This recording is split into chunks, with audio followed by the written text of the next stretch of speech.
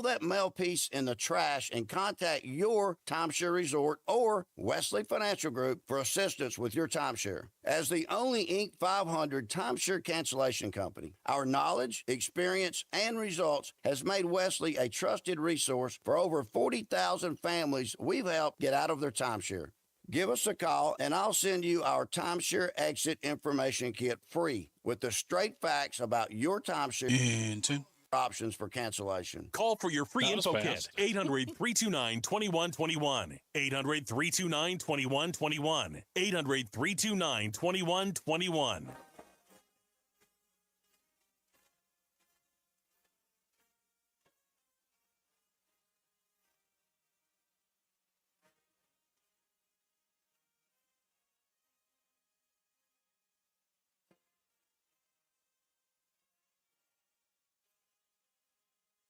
This is Reese on the Radio, filling in for Todd Feinberg on WTIC News Talk 1080. Why do people go to war? To ensure their way of life. Would you go to war to do that? I have. And if you went to war again, who would it be against?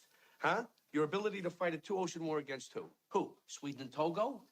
That time is past. It's over. The war of the future is nuclear terrorism. It is, and it'll be against a small group of dissidents who, unbeknownst perhaps to their own governments, have blah, blah, blah, blah, blah. And to go to that war, you have to be prepared. You got to be alert. The public has got to be alert, because that is the war of the future. And if you're not gearing up to fight that war, then eventually the axe will fall, and you're going to be out in the street. And you could call this a drill. You could call this job security. You could call it anything you like. But I got one for you. You said go to war to preserve your way of life. Well, Chuck, this is your way of life. And if your spy satellites don't see nothing, if there ain't no war, then you can go home and prematurely take up golf, my friend.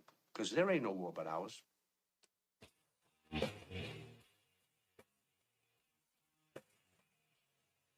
Yeah!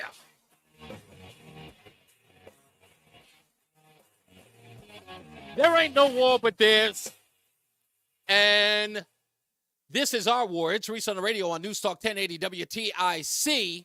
This November 18th, 2024. Telephone number 860-522-WTIC, 860-522-9842. Get on the phone lines because I got to talk about it.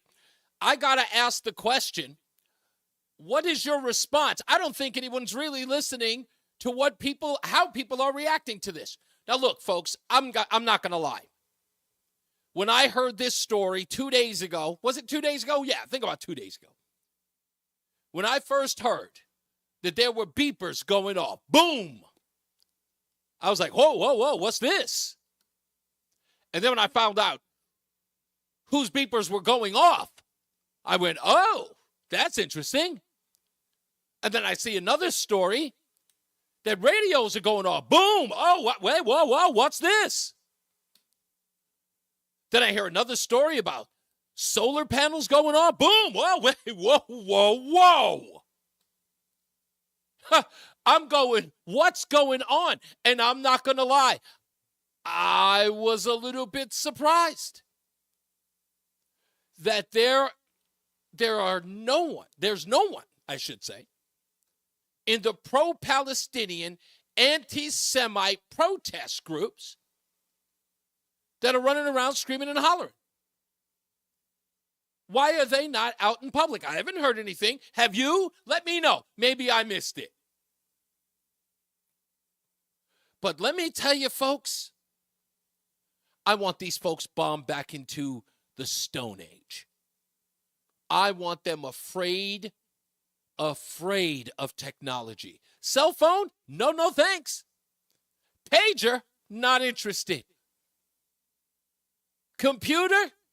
Radio? No. I want these people afraid of technology.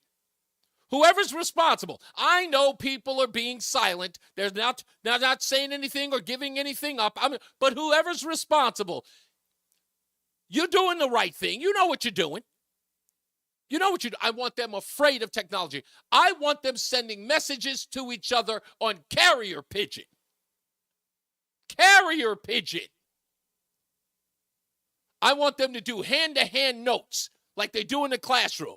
Here, you send that note to him, you send that note to him, and have them travel.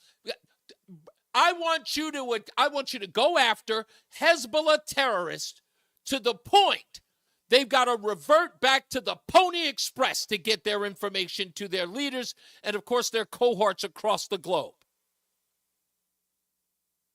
That's what I want. I couldn't be more proud. Somebody taking the fight back to them. Someone taking the fight right back to them. People don't even know how to react. This is one of those things where people are going, I don't know how to feel. Good. Your confusion is, for me, it illustrates something. People's confusion about this illustrates, you're like, wow, what a shady thing to do. But there are a lot of people who are applauding it. I don't know. I've been all over radio. I've been all over social media, and I can't find one person complaining about this, except the news media. Did you hear at the top of the hour? The top of the hour news, John Silver was giving a report. One of the reports was talking about how one of the radios went off while one of the members of Hezbollah was at a funeral. Okay, that's unfortunate. However, I didn't see that same regard on October 7th. In fact, I haven't seen it since October 7th. I get the idea of trying to humanize people who are surprised by a pager beep. I get it. I get that need. So I'm like, oh, the guy was just checking his pager and boom. I get your need to find a way to humanize that scum. But none of us are falling for it.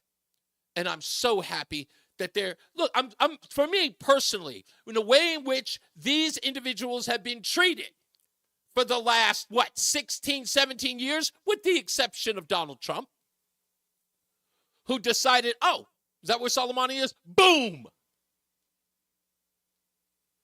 But over the last 16 or 17 years, what did we get? We got a soft shoe approach. We have Marie Huff at the State Department saying that terrorists would stop terrorizing if we got them jobs. Does anybody remember that? Please find that clip. Please find that clip. Marie Harf. They're over there terrorizing people and blowing themselves up because they just don't have adequate jobs. Wow. So I don't know anybody out there.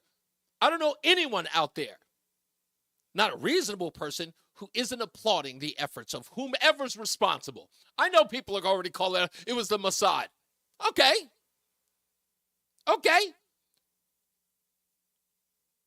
But I'm watching these videos and I'm just going, wow. It's surprising for a reason. I mean, it was really, just, can you imagine that simultaneously? Do you imagine the effort and the work in which you have to do to go after Hezbollah cells in this way and just have a consistent strike on them on a personal level? Every one of them holding a device structured for them to be, for those things to be in their hands, on their person, and then striking them from thousands of miles away. Click, click, boom. I hear that's the most popular record downloaded in Yemen right now. Just saying. But there's nobody upset. I just want to hear how BBC or any one of these other places are going to spin it. I'm sure they're going to try. I'm sure they're going to call it a sneak attack. The sneak attack by the Israelis. Well, what were they supposed to do? Be like Obama and send a memo? Anybody remember that? When Obama flew over and threw down a pamphlet. Hey, we're bombing you guys tomorrow. Just want to give you a heads up. Can you put us on your calendar? Yeah. What? No, no, you can't make it. For the bombing? Okay, well, how about a week from Tuesday? That's the way we were handling them before. Again, how much abuse are you going to have to put? Look, I said this before, and I'll say it again. At some point, you're going to have to recognize that Benjamin Netanyahu doesn't give a damn about what you say about him on social media. He doesn't give a damn about what you say to him in the news media. He doesn't give a damn. He's got an agenda. He's going to call him all the names you want to call him. Oh, he's radical. He's too over the top. He's got a country to keep alive. He has people to keep alive. He's fighting an enemy that says that they will die trying to kill every Jew across the globe. That's pressure, son. What would you do if somebody had told you that your last name or where you come from was the enemy of another group and they would not stop? They would never relent until they got rid of every member of your family and everyone in your gene pool. What would you do? Offer them a job? I'm just happy that someone's taking this seriously. The rest of you can clown around and, run the PR game. Well, he's got to look presidential. He's got to look like a prime minister. We're not impressed with the Ivy League criticisms of the legacy media. I applaud them. I applaud what they're doing.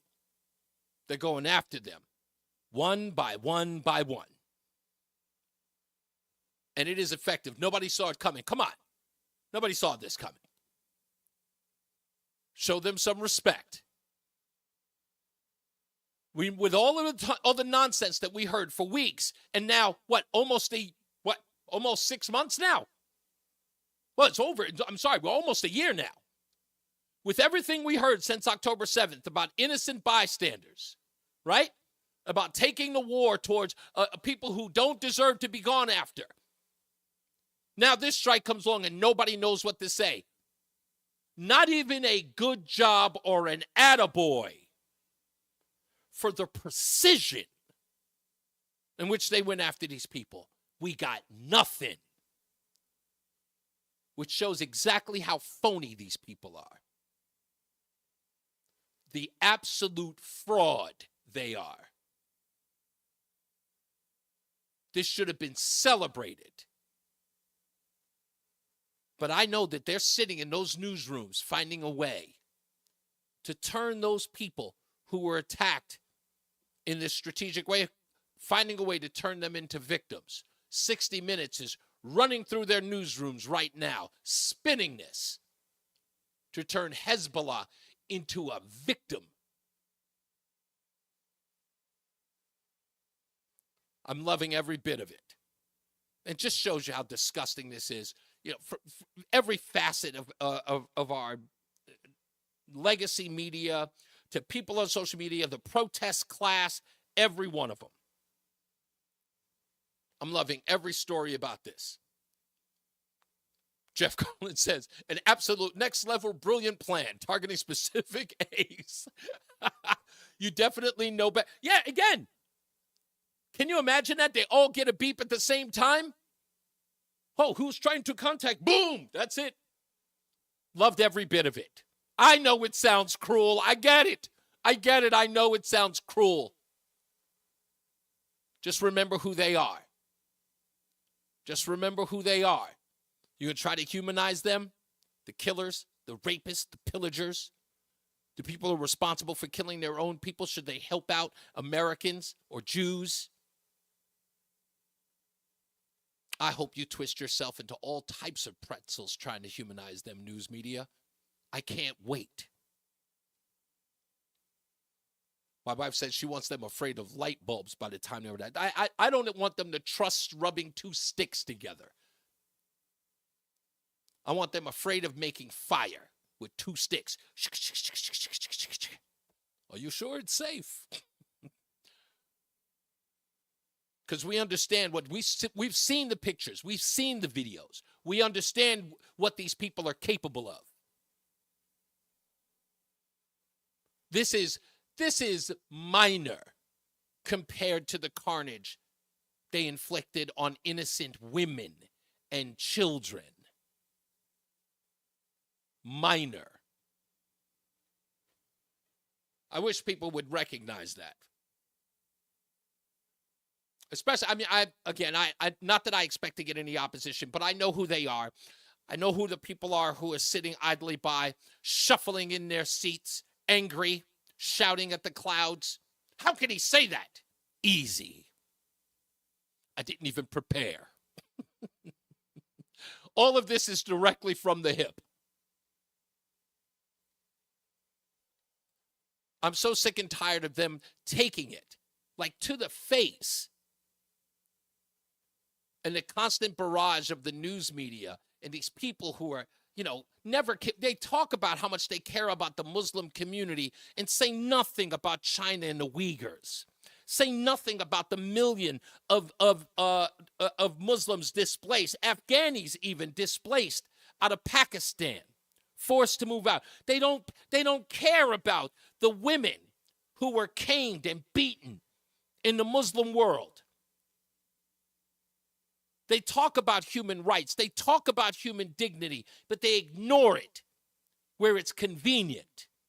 Sick and tired of listening to guys like LeBron James talk about things like slavery while the Eastern world makes his $300, $400 shoe.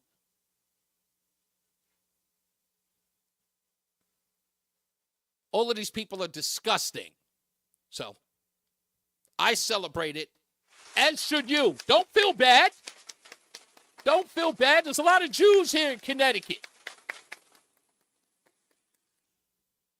Finally, you want them on their heels. You want them afraid. Again, you want them afraid. The same fear that they want to instill in you. You want them afraid. But what do you want them afraid of? You want them afraid of messing with you. You want them afraid of trusting technology and what they might do to you. I always talk about the Chicago Way. You guys all remember that movie from The Untouchables. When Sean Connery says to Kevin Costner, Elliot Ness, you got to be ready to go all the way with these folks. When they pull a knife, you pull a gun. When they send one of yours to the hospital, you send one of theirs to the morgue. You've always got to do far worse to them than they do to you. Why? Because you have to let them know not to mess with you. You got to let them know that there are consequences for even thinking about it. I used to remember back in the days when people used to do the dozens, and they said, if you ever think about hitting me, you better wake up and apologize. That's what you have to do to these people. You have to beat them and beat the will out of them. I want them attacking Hezbollah to the point where December 25th, they're thinking about celebrating Christmas. That's how bad I want these guys beaten. I want them rethinking their religion by the time it's over. And if you think that's harsh, okay. But just recognize who you're siding with. Because I do. And I'm never going to listen to a bunch of stupid college kids anyway. If there's anything I believe I agree with Kamala Harris, is that this 18 to 24-year-old crowd, they are stupid. There's a select few. But I can go down that road and say most of them are about as dumb as a bag of rocks. And they will never influence me to celebrate the life of murderers and killers. Ever. So again, good on you. Whoever's responsible. Mossad, Netanyahu, Israel at large. Way to fight back. We commend you. Truly, we commend you. When we come back, we got more news, more views, and of course your phone calls. Stick around. 4 o'clock today, I want to answer a question that was asked about my conversation with Matt Corey. Why not have the other side? Will we have the other side on? I will answer that at 4:11 this afternoon. Should we have Chris Murphy on the show? I will give my full-throated response to that question to many people who called during my conversation with Matt Corey. And you should stick around for that. Also coming up, the stupidest thing I read today. The city manager of Springfield lied. he seemed to have lied about reports about people eating cats. And we have him on tape. Go figure. Let's take a break. When we come back, more news, more views, and, of course, your phone calls at 860-522-WTIC. It's Reese on the Radio on News Talk 1080 WTIC. Mom, meet Sarah. From first-time Nana moments Welcome to Flight 101. to annual girls trip moments, your can't-miss moments are worth protecting against RSV. If you're 75 or older or 60 plus with a chronic condition like asthma, COPD, heart disease, or severe diabetes, you're at higher risk of landing in the hospital from RSV. And there are no prescription RSV treatments. Check eligibility and schedule your RSV vaccine at vaxassist.com. So where should we go next? Sponsored by Pfizer. Doorbuster deals are coming during Pro Savings Days at Lowe's. Thank you for joining the show, CT. I know you're a first-time listener. I hope you'll stick around. And we look forward to your comments in the chat room. Your choice for just $99. Plus, save $80 on a Bosch 18-volt brushless cordless impact driver. Was $179, now just $99. Shop these deals and more before they're gone, because Lowe's knows pros. Valid 9/16 through 9/18. Selection varies by location. Get a head start to your day with WTIC News Talk 1080. Listen to us live on the Odyssey app before you even hit the road. Get the breakdown on the biggest news stories that Connecticut is talking about. To get started, download the Odyssey app and search for WTIC News Talk 1080. Hi, I'm Joe with SimpleSaleUSA.com, and I buy Yeah, houses cash. I was talking about that, Carlin. I could tell they were, the detonating the walkie-talkies. I mentioned that earlier. Yeah, the walkie-talkies. The solar panels went off today as well, and they're doing some other stuff as well. Hey, Vertical's in the house. How you doing, Vertical? But I'm so glad that they're striking back, and it's so brilliant because they're striking back in a way that no one can respond because everybody's like completely like shocked. It was like who would have thought? I got to find out the operation. Like, how do you get each one of them to simultaneously go boom? I got to know. Call me at 203-896-4000. That's 203-896-4000. 203-896-4000. And now, a WTIC news update. 3:30 Hartford, temperature 74 degrees. I'm John Silva, WTIC 1080 News. The Federal Reserve has cut its benchmark interest rate by 0.5 percentage point. It's twice what was originally expected. It is the first cut in 4 years, and some observers say it may not be the last. Another round of detonators of explosive devices in Beirut, as Hezbollah and Lebanese officials say there were more blasts today. 14 now reported killed, over 300 wounded, a day after hundreds of pagers blew up. An arrest in connection with the shooting of a 16-year-old girl early Tuesday in Hartford. 18-year-old Jason Gunter is charged.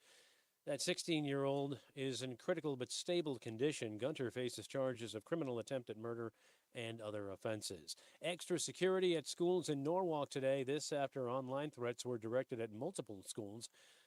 Bristol Public Schools also reported a social media post about an indirect threat toward Northeast Middle School. Continuing his campaigning efforts, former President Trump will be in suburban New York, Long Island specifically today, his first rally since that apparent assassination attempt on Sunday.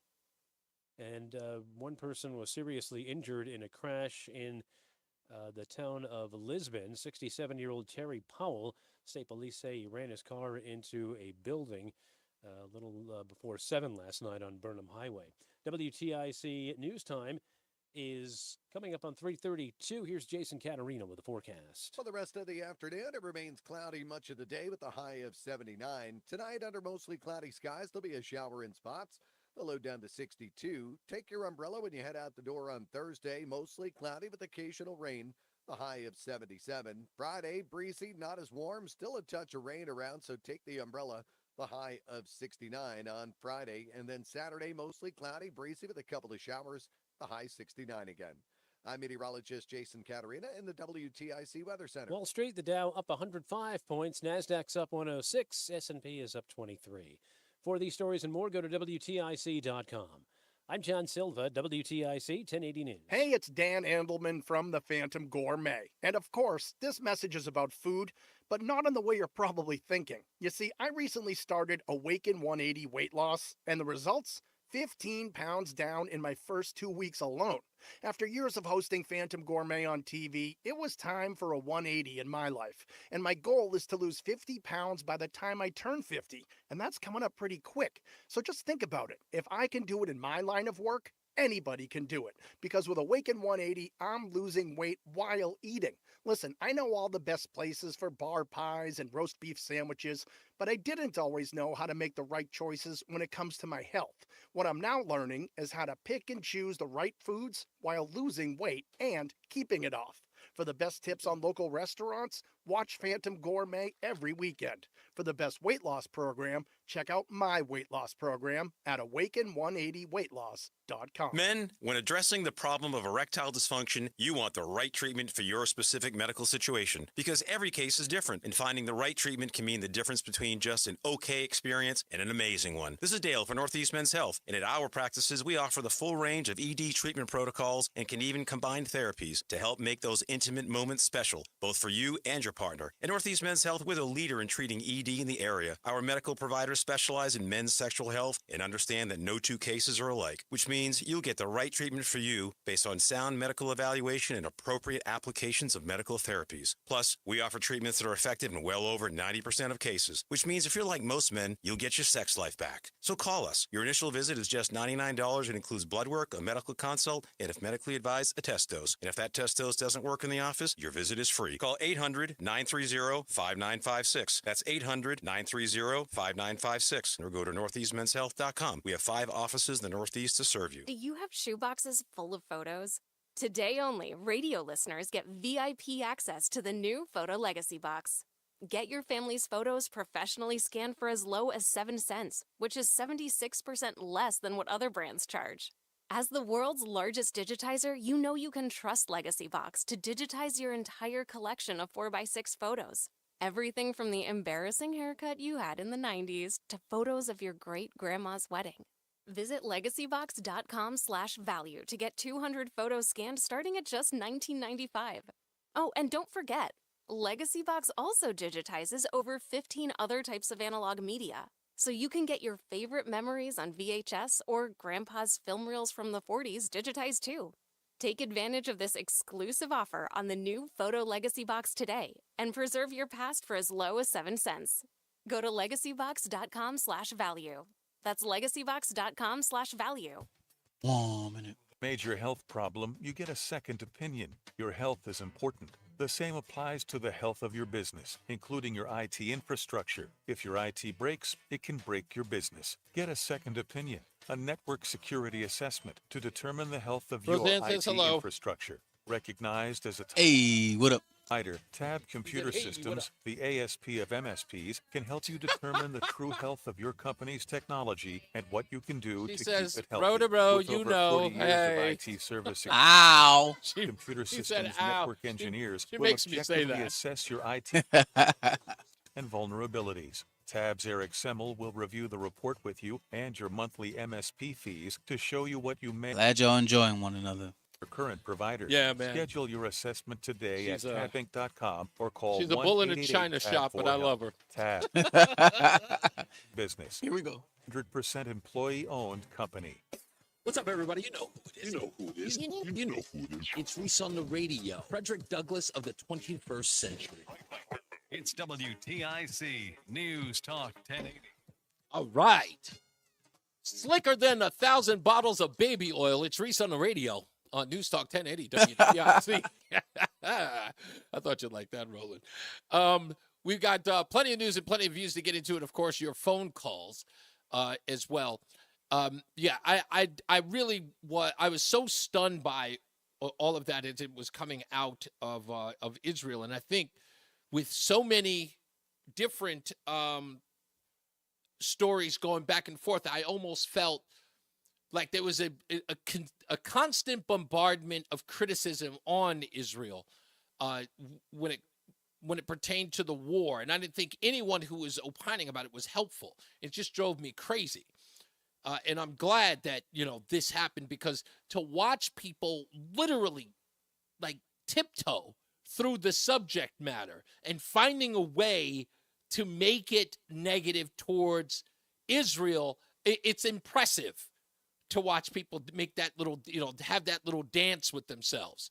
And you know me, I pay attention to that. I'm very astute. I pay attention to exactly what they say and why they say it. And it's an interesting, just reading copy and seeing people, what they're saying. It's interesting. Let's get to the phones. 860-522-WTIC. Rob's in Middletown. How we doing, Rob? Hey, Reese. Nice opening there, like a well-oiled machine. Why don't you go see Diddy? No, I did not. That story's going to get crazier.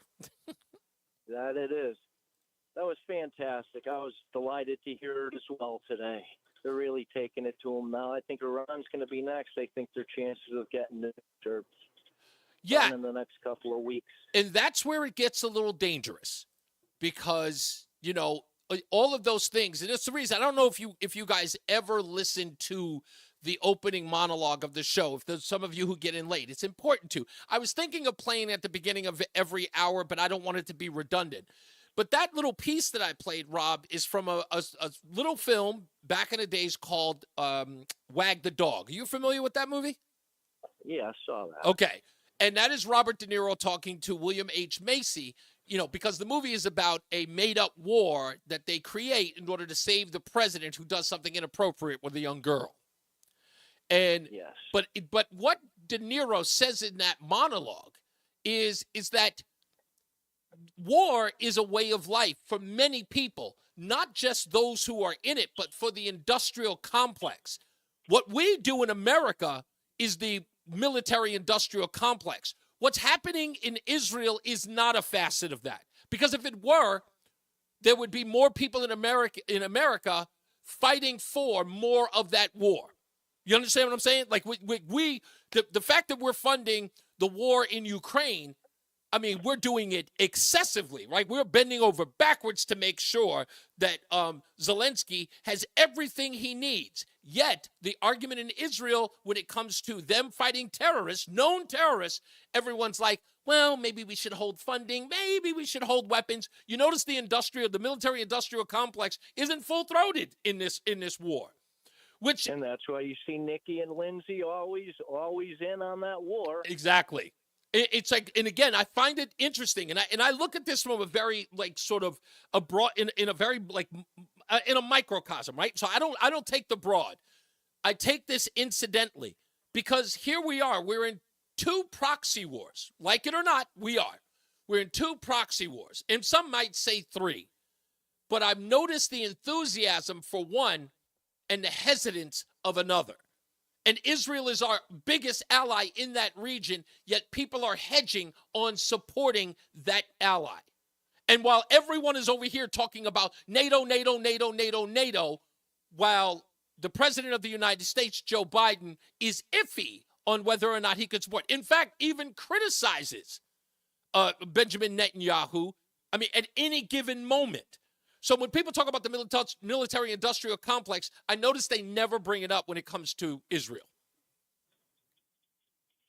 No, it makes their bank accounts grow. They love war over exactly. There. They don't ever want it to stop. And that's what I love about this, the simplicity. It's the karma. Now the terrorists are terrified. Exactly. Have they launched any rockets in retaliation yet? Nope. Because now the Israelis know where their families are, their loved ones are. Now they're going to be a little bit more hesitant, I think, they want to take this fight. I think that's the case. Look, everyone is surprised by this. And we're talking about a backwards group of people who wish to, who have a religious ideology that wishes to eliminate a group of people.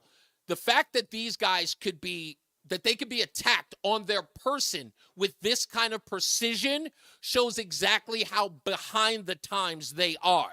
They had beepers. When's the last time you held a beeper, Rob? Okay? I know, like 90. Yeah, exactly. So these guys had pagers that simultaneously went off. Then they went after their radios. Then they went after their solar arrays. And now I think there's there's one more. I can't remember what the third one was. The fourth one was. But so Here they go after everything about them. So technology plays a huge role. So I know that they're saying to themselves, what if they go after our computers? What else is next? So again, bombing them or attacking them to the point where they can't utilize something that that's been useful to them. Making them afraid of those things gives Israel and Jews across the globe a sigh of relief. Maybe a small one, but enough to put those people back on their heels, because that's what they needed. The ongoing mind F will eventually break them. Yeah, exactly. Thank you so much, Rob. I appreciate you. Ralph's in South Carolina. How you doing, sir? Reese, how you doing? I'm all right, sir. Just want to run something by you, and I think it's important. In the mid-1930s in Germany, there was a guy by the name of Adolf Hitler who was running the country. And there was a guy by the name of Goebbels who was his minister of propaganda. Yes.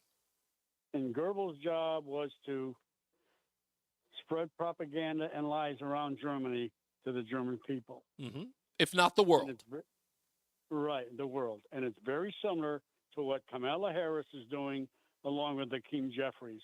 Lie after lie after lie after lie. And his philosophy was a lie told often enough becomes the truth. That's right. Right. And if I were the Republicans, I would have a picture of Goebbels with Jeffries on one side and her on the other, and I would run advertisements saying, this is what you got. Lie after lie after lie. And we can prove everything they're saying is lies. We have the proof. It's interesting that you talk about this. I saw a video earlier of this guy running this experiment. It was on Twitter, where he opens up inside the classroom. It's dark, and he's got a projector. And those of you who've seen it, I'm sure you're going to talk to me about it in the chat room. But if you haven't seen it, Ralph, go look it up. It's a video. The guy's inside the classroom, and he has on the projector, he has a blue circle and a red circle, but it looks burgundy. But anyway, he has the circle up on the screen, and he begins by saying that one of these circles is larger than the other. That's how he starts his seminar. One of the circles is larger than the other, and then he asks the room to raise their hand. Which one do you think is larger? For those of you who think the blue one, raise your hand. For those of you who think the red one, raise your hand. And then after that, he expresses to them they're exactly the same size. But to understand how propaganda works is you begin by telling someone the answer ahead of time. In essence, this is one of these is larger than the other, and your brain immediately believes it. That's how you start. You immediately start subjecting yourself to the notion itself. That's what Goebbels understood. That Germans already felt a certain way about certain things. That's what you feed. You feed their obsession with the difference, right? When you immediately, and all those people in that room, the only thing they recognized, it was a blue circle and a red circle, and they immediately, their proclivities went immediate to the difference between the two. So it was easy to manipulate them into thinking something, even though the opposite was true. That's what Goebbels does. That's what Goebbels does, and that's exactly what Democrats do. That's exactly what politicians do, by starting off with the falsehood. The problem, Reese, is that so many people believe it. Yeah. And that's scary as hell. Why can't you, and I don't care what party you're with, think for yourself. Say, hey, wait a minute. Trump said this, and now you're saying something else, but he already come out and said, no, I'm opposed to the abortion thing. I'm opposed to this. I'm opposed to that. And I have nothing to do with 2025. Yet, day after day, they're saying he did. Yeah, but you got to look at that from, first of all, what most people won't tell you. And I think I've expressed it here with, I think, Ken, the science professor who called up here. And it's an intellectual laziness on the part of those individuals. Another conversation I had with someone where I was playing the actual audio that debunked the notion that Donald Trump, the dictator on day one versus the dictator only on day one debate. Right. When I had to express it to him. I had to actually show him the evidence. But it wasn't like it wasn't available to him. The intellectual laziness prevented him from looking it up. He didn't question it. He was told that this is what Donald Trump said, and he accepted it on its face. That's the point I'm making about the blue circle and the red circle. They accepted it on its face. Yeah, exactly. Just like the bloodbath comment. Right, accepting it on its face. Exactly. It's the intellectual laziness of that individual. It says more about them than it does about the propaganda. One last comment, if I may, on your Republican Senate candidate. Yeah. I know you had him on for a while. Problem is, Republicans don't win in Connecticut. He's not going to get any money from Washington, and probably not going to get any money from the Republican Party in Connecticut because they concede there's no way in heck he can win the race. It's a 42-year drought, and look, he's got an uphill battle. But I think if indeed he does, and I'm going to talk about it at 411, about Chris Murphy and him coming on the show or whatever the case is. The case has to be made. Crazier things have happened. But if they really want Chris Murphy to continue to represent them, then you know what? Matt Corey doesn't have a shot. But I don't think that should be a reason for him to give up. He's going to have to knock on every door in the state if he has to. But they've got to be serious about it. Again, the only way he loses is if he gives up. So, you've got to do, Reese, you got to invite Murphy that be on your show for a couple hours. I will address that. Take questions from the people in Connecticut. You're absolutely right. I couldn't agree with you more. But stick around at 411. I'm gonna talk about exactly that. I have a whole monologue planned. All right? I appreciate you, Ralph. You have a great day, Reese. Thank you, man. You too. So, again, as I said, when we come back, we're going to have – okay, we got a commercial break coming up in a second. But we'll talk about that. 405, we'll talk about the stupidest thing I've read today. 411, I'll address my Chris Murphy thing. We got the 5 o'clock focus coming up, which is another – I have a little issue with the 5 o'clock focus. Also, 435, that break, we'll talk about the city manager of Springfield, Ohio. He was a part of that fact check in the debate between Kamala Harris and Donald Trump. Turns out he lied. He lied about published reports of cats and dogs being eaten. And we have the audio to support it. So we'll talk about all that and much, much more. And, of course, your telephone calls at 860-522-WTIC. That's 860-522-9842. So stick around for all that. Let me read this real quick in the chat room. It says, I'm betting this is the last time that Hezbollah purchases bulk communication devices from the Silver Shamrock Company. I don't think that's going to happen anytime soon. I think they're going to they're going to be very, very cautious. And they already are, from what I gather. People say that they're already cautious about purchasing things in bulk and technology. They're usually very cautious, but this time, I don't know how they did it. Boy, I would love to be on the inside track. All right, we'll take a break. We'll come back. More news, more views. It's Reese on the Radio on NewsTalk 1080 WTIC. Remember, for all station contest rules, go to WTIC.com/rules. Your vacation possibilities just got more exciting. Enjoy connections to over 20 cities across Europe when you fly non-stop to Dublin from Hartford with Aer Lingus. Great fares from Bradley International Airport, now available on airlingus.com. Tune in to WTIC News Talk 1080 for Healthy Rounds, Saturday mornings 11 till noon. Learn from the top experts about the latest medical news and call in with your questions. Healthy Rounds, sponsored by Hartford Healthcare, Saturday mornings 11 till noon on WTIC News Talk 1080 and WTIC.com. I'm Todd, Director from Connecticut Lighting Centers. We are so much more than just a lighting store. We carry lighting, ceiling fans, table and floor lamps, cabinet, bath, and door hardware, mirrors, outdoor and landscape lighting, accent furniture and home decor, window shades, home automation, and lighting controls, and a team of knowledgeable lighting and design consultants to help you through the entire process. Connecticut Lighting Centers, with showrooms in Hartford and Southington, or online at ctlighting.com, featuring Hinckley. Mom, meet Sarah. From first-time Nana moments. Welcome to Flight 101. To annual girls trip moments. Your can't-miss moments are worth protecting against RSV. If you're 75 or older or 60 plus with a chronic condition like asthma, COPD, heart disease, or severe diabetes, you're at higher risk of landing in the hospital from RSV. And there are no prescription RSV treatments. Check eligibility and schedule your RSV vaccine at vaxassist.com. So where should we go next? Sponsored by Pfizer. Doorbuster deals are coming during Pro Savings Days at Lowe's. Starting September 16th, save on a DeWalt 12-volt Max Extreme Drill Driver Combo Kit or a DeWalt 12-volt Max Extreme Impact Driver. Your choice for just $99. Plus, save $80 on a Bosch 18-volt brushless cordless impact driver. Was $179, now just $99. Shop these deals and more before they're gone, because Lowe's knows pros. Valid 9/16 through 9/18. Selection varies by location. This is the story of the one. As a facility technician installing a new welding station, he knows getting the ventilation right is critical for safety. That's why when questions arise, there's Grainger.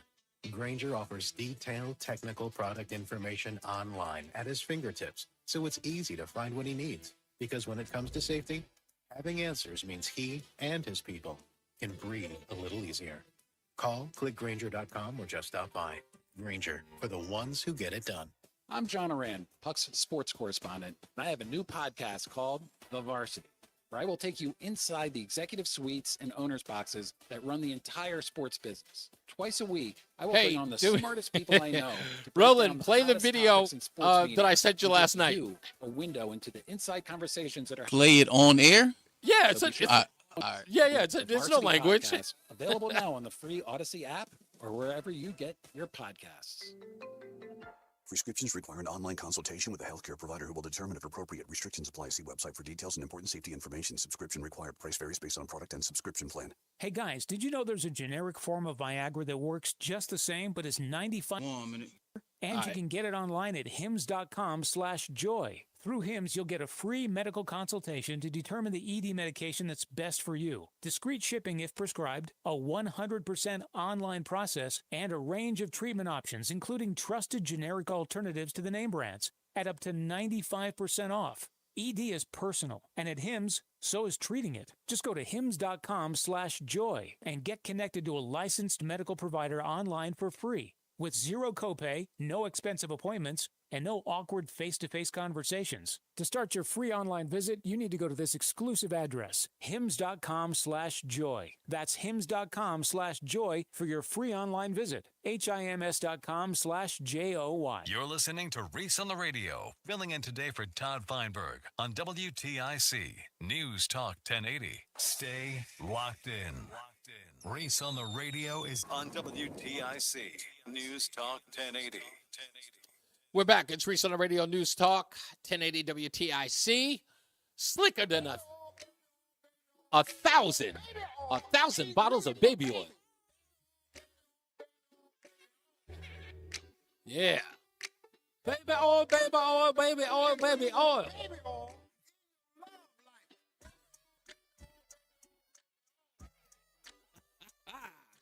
Baby oil, baby oil, baby oil, baby oil. Professional with baby oil.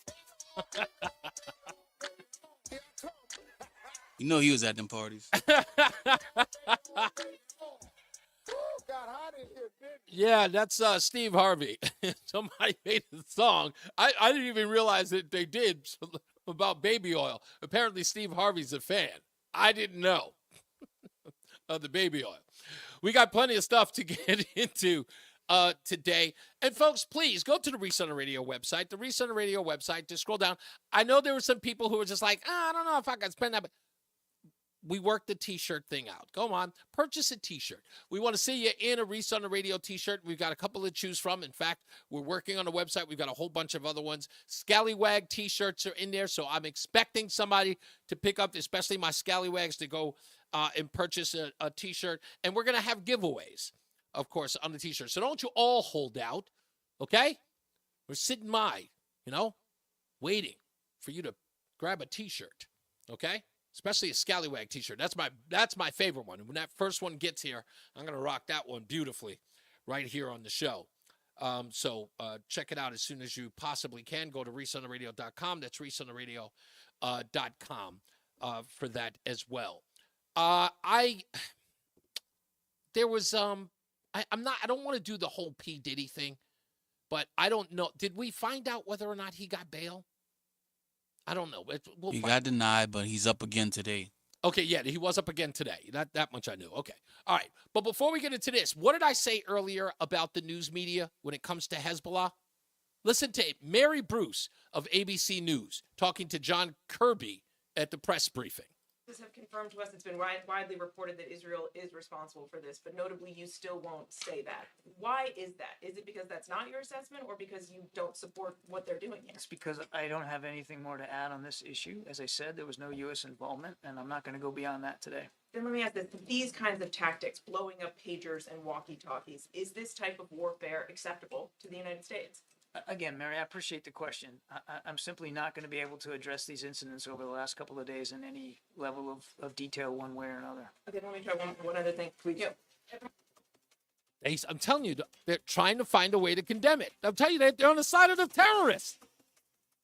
Let's get to the BPS Traffic Center and our first look at traffic with Mark Christopher. How we doing, Mark? Reese, doing very well today. Hope you are too. And if you're heading on 91 northbound, we have a crash on the Middletown Cromwell line between exit 20 and 21. They pushed it over to the right shoulder, got delays back to the Middletown rest area behind it. After that, good ride into Hartford. Southbound 91 delays, 33 down to 32 A and B. And again, a little slowdown by exit 28, Hartford Weathersfield line. Westbound 84 is tight just after 56 into the tunnel. 84 eastbound slowing 46 Sisson Avenue up to the Bulkley Bridge. 291 through 84 okay, so the river 2 eastbound's okay, Glastonbury into Marlboro. 9 northbound slowing Harbor Park to the Aragoni Bridge. Waterbury's okay, 84 to 8. 84 eastbound in Newtown. Got some slow traffic as you move from 9 up to 11 on the eastbound side of 84.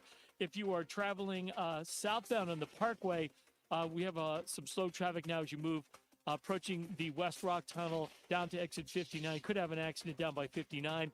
And if you're traveling on the northbound side of I-91, look for some slow traffic now. 91 northbound, is that exit 10 there? Let me try to catch that. Yeah, that's exit 10. Got some slow traffic between 9 and 10 on the northbound side of I-91. Traffic and weather together on the 8th WTIC News Talk 1080. Start your day with all the latest sports information. Matt Soroyce has updates from the Cordell and Cordell Sports Desk at 15 and 45 past every hour. Only on WTIC News Talk 1080. WTIC.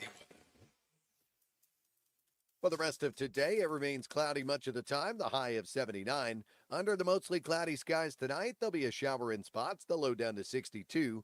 Take your umbrella Thursday. It'll be mostly cloudy with occasional rain, the high up to 77, with a light breeze out of the north-northeast. Then Friday, breezy, not as warm, a touch of rain, so keep that umbrella handy, the high dialed back to 69. Saturday, mostly cloudy, breezy with a couple of showers, the high 69 again. I'm meteorologist Jason Caterina in the WTIC Weather Center. WTIC is 99 and throwing a year-long celebration to 100 years on the air. This is WTIC and WTIC FM HD2 Hartford. Always live on the free Odyssey app. 4 o'clock, good afternoon. I'm John Silva, WTIC 1080 News. The Federal Reserve cut its benchmark interest rate by 0.5 percentage point today. Most analysts had expected a 1/4 percentage point drop. Fed Chair Jerome Powell says inflation is on the way down. Our economy is strong overall and has made significant progress toward our goals over the past 2 years. CBS News business analyst Jill Schlesinger says consumer interest rates will now start to decline. The news is being received well by borrowers who have been struggling with high interest rates on everything from credit cards to auto loans and even mortgages, which the Fed does not directly control, but have been following general increase of interest rates over the past 5 years. An arrest has been made in connection with the shooting in Hartford Tuesday of a 16-year-old girl. Under arrest is 18-year-old Jason Gunter. Police say he shot the victim in the wee hours of Tuesday in a domestic case. Gunter faces charges of criminal attempt at murder, among others. Bond was set at $2 million. The victim remains in the hospital in critical but stable condition. Residents of a Hartford apartment building that went up in flames last month are concerned. They say the temporary digs they're living in now don't have kitchens and in some cases have bugs. They also say they want to be reimbursed after the complex was burglarized in the days after the electrical fire at Concord Hills on Sherbrooke Avenue. Connecticut Tenants Union Representative Luke Melanakis Harrison says there should have been a plan in place all along. We really wish that it hadn't come to this. We didn't want to have to create so much noise and sort of do this whole rigmarole. streets in We Midtown would love everywhere. to see Hartford and cities across the state have a plan a relocation in place. Next week, a city councilor is expected to introduce a resolution to the body on behalf of the displaced residents. Sean Diddy Combs is back in a New York courtroom this afternoon looking for bail after he pled guilty Tuesday to very serious crimes. Federal prosecutors say they've interviewed more than 50 witnesses and potential victims. They expect that number to grow.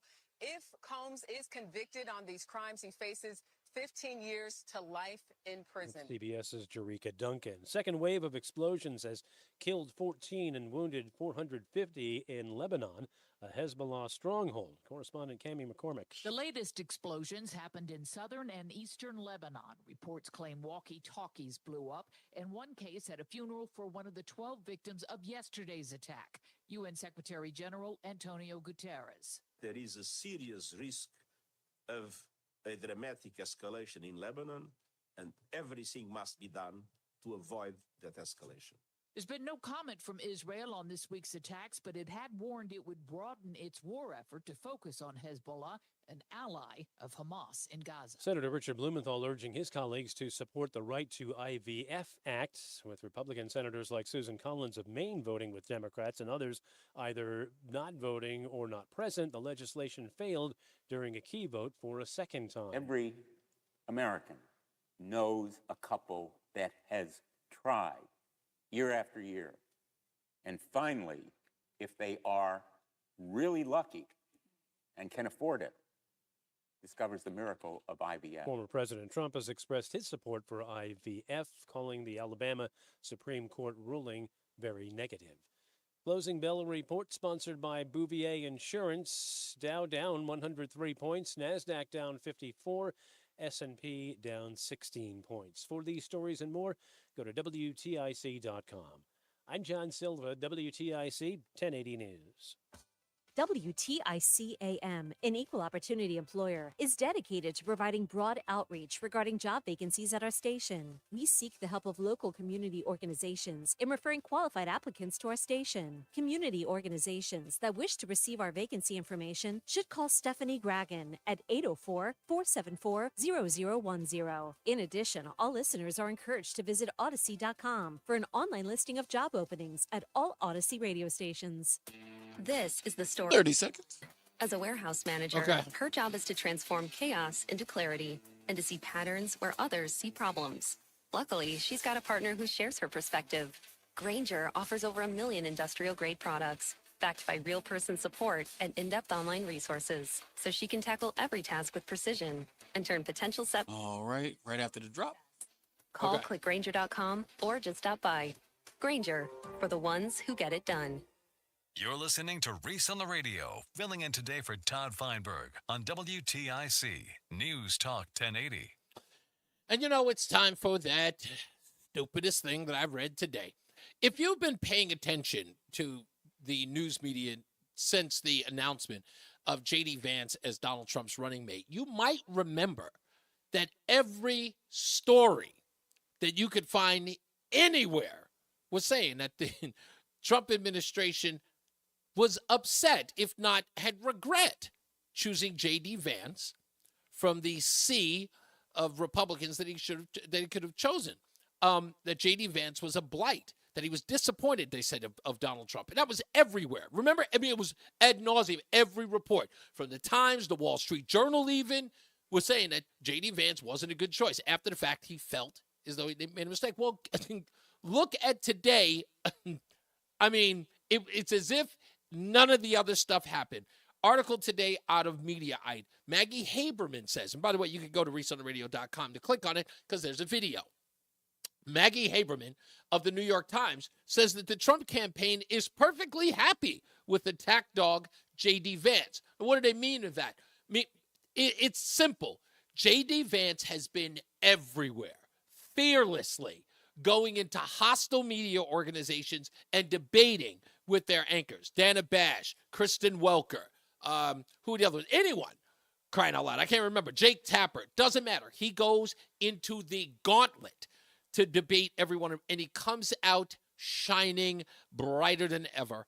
And so now Maggie Haberman is saying that they're perfectly happy because now he's being referred to as an attack dog. And I just want to say, JD, good on you. I'm not going to lie. not that I wasn't a fan. I like Vivek Ramaswamy, but you know what? I've never seen you in those in that sphere. I've never seen you on television like that, and it's true. You are going in there and you are kicking the door open. I've never seen anything like it, especially from our side of the aisle. People go there and they play nice, but you go in there and you take no mess. Tom Cotton, too. Tom Cotton, great job last night on that other, whatever her name is, Katie Collins, whatever her name is. I don't know what her name is. Who used to be a conservative over at the Daily Caller, but now Daily Caller, but now she's over at CNN. Caitlin Collins, that's her name. Tom Cotton was fantastic. He said, I'm not going to shut me up. That was fantastic. Another guy you can't shut up about the traffic, and that's because he's trying to get you home, is Mark Christopher in the BPS Traffic Center. Never shut up about the traffic, Mark. Okay. I won't. Saturday and Sunday, maybe. Hey, All we're right. heading into Hartford right now. 91 northbound, we have an accident on the Middletown Cromwell line between exit 20 and exit 21. So right now you're going to see delays back to the Middletown rest area. Behind that, everything's been tucked into the right shoulder there. Once you get around that, you've got a good ride up from Cromwell through downtown up into Windsor. Now, southbound 91, you got delays 34 down to 33. Again, down by exit 28 on the Hartford Weathersfield line. More slow traffic between 22 and 21 as you head down in toward Cromwell. Now, if you're on the eastbound side of 84, just a little bit tight as you move 48 Capitol Avenue or 46 Sisson Avenue into the tunnel. Westbound 84 is a little tight approaching the Bulky Bridge into the tunnel. 291 through 84 looking okay. 2 eastbound looks good. Glastonbury to Marlboro. 9 northbound, Tide Harbor Park to the Aragoni Bridge. 84 eastbound slowing by 18 in Waterbury. 84 westbound Waterbury slowing by exit 22. 84 eastbound in Danbury slowing 3 to 5. 84 eastbound again tight from 8 in Danbury out to exit 11 in Newtown. And if you are traveling on the northbound side of I-91, look for slow traffic North Haven from exit 9 up to exit 10 on 91 North. Traffic and weather together on the 8th WTIC News Talk 1080. WTIC weather. As we head through the evening and overnight, mostly cloudy. We'll have a shower in spots. The low down to 62. A mostly cloudy day for Thursday. Pleasant temps, though, the high 77. Then Friday, some low clouds around, breezy and not as warm with a touch of rain, so you want to make sure you take your umbrella Friday. A high of 69. Busy wind on Friday, too. That north-northeast breeze at 10 to 20 miles an hour. And Saturday, mostly cloudy, a breezy day. Couple of showers around, the high back to 69. Still with that north-northeast wind at 10 to 20 miles an hour. Sunday, the better of the 2 weekend days, though a bit cooler. A mix of clouds and sun. It'll be dry throughout the day. The high of 66. Currently, it is 70 in Waterbury, Danbury at 73. It's also 73 in Hartford. I'm meteorologist Jason Caterina in the WTIC Weather Center. Don't just live with foot pain. Find the Good Feet store nearest you at goodfeet.com. Don't let a cold, sinus infection, or allergies ruin your day. Breathe easier, sleep better, and feel healthier with Navage. Visit Navage.com, Walmart, Walgreens, CVS, or a store near you. Atlas Roofing Shingles with Scotchgard Protector. Protect your home and avoid those dark stains on your roof caused by algae. Available now from the Peter L. Brown Company. For a free roofing estimate, please visit peterlbrown.com. ProHealth Physicians has proudly been keeping Connecticut healthy for nearly 25 years. ProHealth accepts Husky Medicaid, Medicare, TRICARE, and most major insurances. For trusted local care for your whole family, call 1-855-CT-MD-411 or visit ProHealthMD.com. Hi, this is Carson Daly, inviting you to be part of Odyssey's mental health initiative, I'm Listening. As a dedicated mental health advocate, it is my great honor to again be hosting this awesome 2-hour special, along with Dr. Alfie and Katie Neal, as we engage in this very meaningful conversation. Connect with us right here for I'm Listening. September 26th at 7 p.m. right here on WTIC.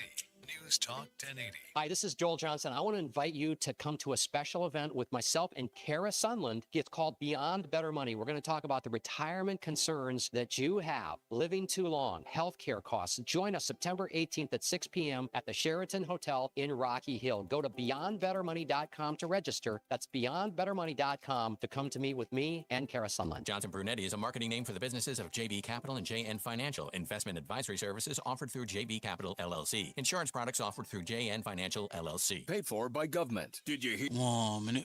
Of Take 1932 us off. $10 gold Indian coins have been found. These gorgeous 1932 gold coins are as bright and shiny as the day they were struck, and less than 200 of these gold coins are available. Coin experts are calling the secret U.S. gold coin discovery a once-in-a-lifetime opportunity, and you can own a piece of the hoard. When you call, you are guaranteed a 1932 dated gold coin featuring Lady Liberty with an Indian war headdress and a majestic eagle. With limited availability, you must call now. These 1932 dated gold coins are still in uncirculated condition with brilliant luster. That is 92 years of history you can hold in your hand. To learn more, call 1-800-520-6468. Call now and you'll receive a free bonus over a $55 value free. And Call 1-800-520-6468 now to secure your 1932 $10 gold Indian coins before they sell out. Don't wait. You must act fast. Call now. Reese on the radio, making sense of the news.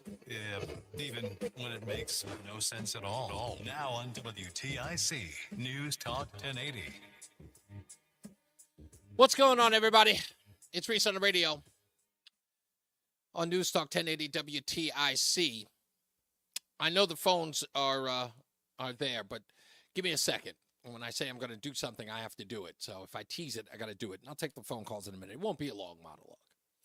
So, of course, after my conversation with Matt Corey yesterday, and applaud him, I like to give him props. I feel the passion in him, and I support him. But I'm glad he came by and he talked about everything he talked about, from why he got into the race. He doesn't have to, but he felt it important for him to join the race, and I think a lot of people should support him.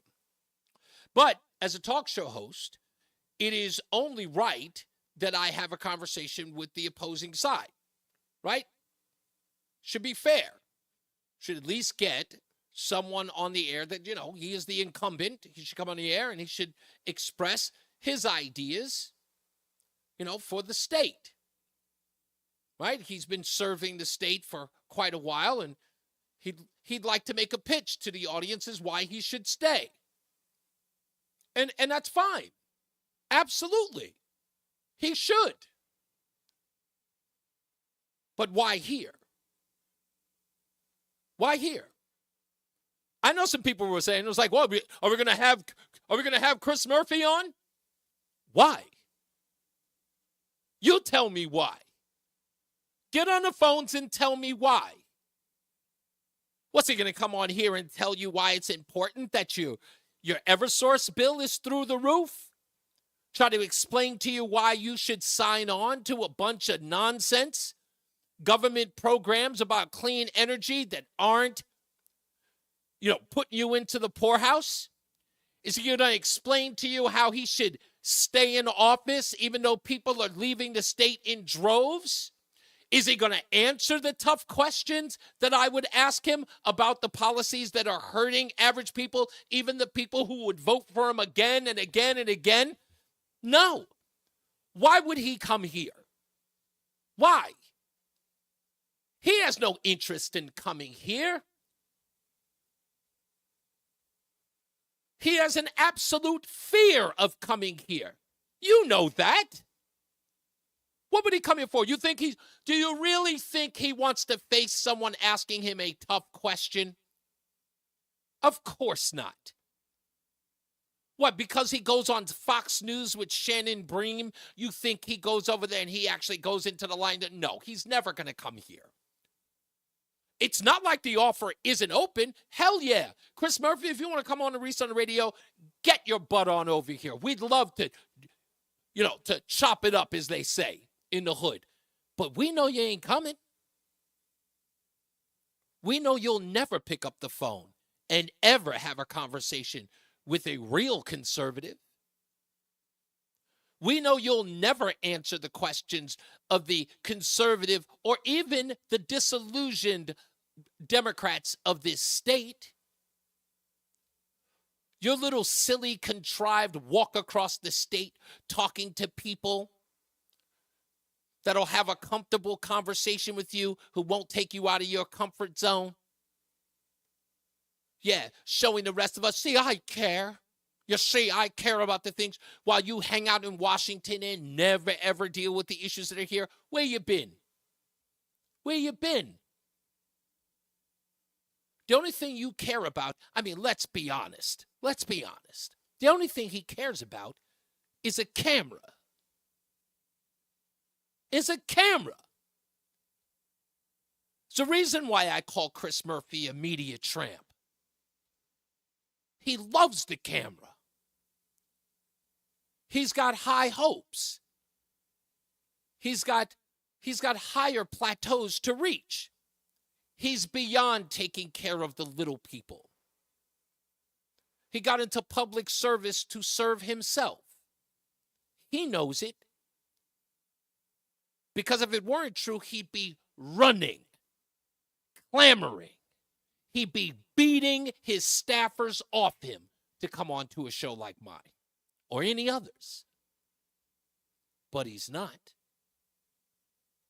Because he thinks he's got it in the bag. He doesn't need to. You don't deserve the opportunity to ask him the tough questions. So while you're saying, well, are we going to have the other side on? Of course. Maybe you should be asking whether or not he will join the conversation. So you have me. Yes, you have the number. Call it. But we won't hold our breath. Not for a minute. Ever. And that's all I have to say. Why? Come on. 860-522-WTIC. Tim is in Hamden. Long time no hear from, Tim. Well, I got a lot to say, especially someone who made the remark a little bit ago about someone calling someone Goebbels. I found that absolutely disgusting. But let's talk about politics for the moment. We won't have debates. You know, essentially, talk radio has gone from the centerpiece of the community to attack dogs back and forth. And I've been a long, long time listener of talk radio. There will be no debates on WTIC, will there? There will be no televised debates on, especially for the Senate race. I'll be, except for the 5th district, I don't see, a district, other congressional districts, 2nd district, Courtney or Rosa DeLaura or anybody else in prime time talking, against her opponents back and forth. We simply won't have them in prime time. And, you've got an hour between 2 and 3 o'clock where it's a rerun section that I would say put some news people on there, have some fare. And you're a commentator, you're an attack dog and everything else along those lines, but have the people, phone in questions or have them, taken from people. Because, you want, when you say it between 2 and 3 o'clock, you want people to call in to talk to community leaders and elected officials to ask them questions. Is that what you're talking about? Well, you could certainly have a debate. You could have, one of the neutral news people say, Congressman so-and-so, Congresswoman, what's your stance on Israel? And do you think that those elected officials would actually come on if they were told, oh, you're going to get a non-biased news anchor come on and answer questions from the constituents, and you believe that just by suggesting that our elected officials would jump on the opportunity? I wasn't done with the question, Tim. I was very quiet.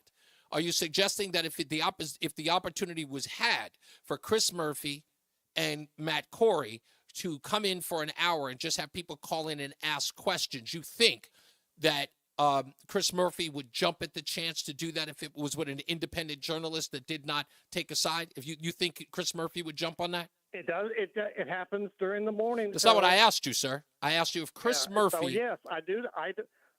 Give me your proof of that, sir. Give me your proof of that. That Chris Murphy. I don't have any proof of that. Well, okay, so that's important to this conversation. You're going to attack me. No one's attacking you, Tim. See, Tim, you got to stop. Listen, I would ask you. I can't tell you what you have to do, but I would ask you. I would even suggest to you, don't get sensitive. What I said to you was, if the opportunity was given, I asked you whether or not Chris Murphy would do it. You said yes, and I said, "Where's the evidence of that?" And you can't give me any. So it's a pipe dream, and I'm not. I don't know his mind. Okay, exactly. So you're under the impression of what it is that you would like to see. Certainly, you're not going to be. Tim, you fair, have to let me finish and I'm not voting for it. Tim, let me finish the thought. I was considerate of you. I was very quiet. You can't come in here with a pipe dream of what you'd like to see, the utopia that you'd wish you had in talk radio, and think that it's going to come just because you dreamt it up. Chris Murphy has absolutely no interest in coming on a station to talk to a real conservative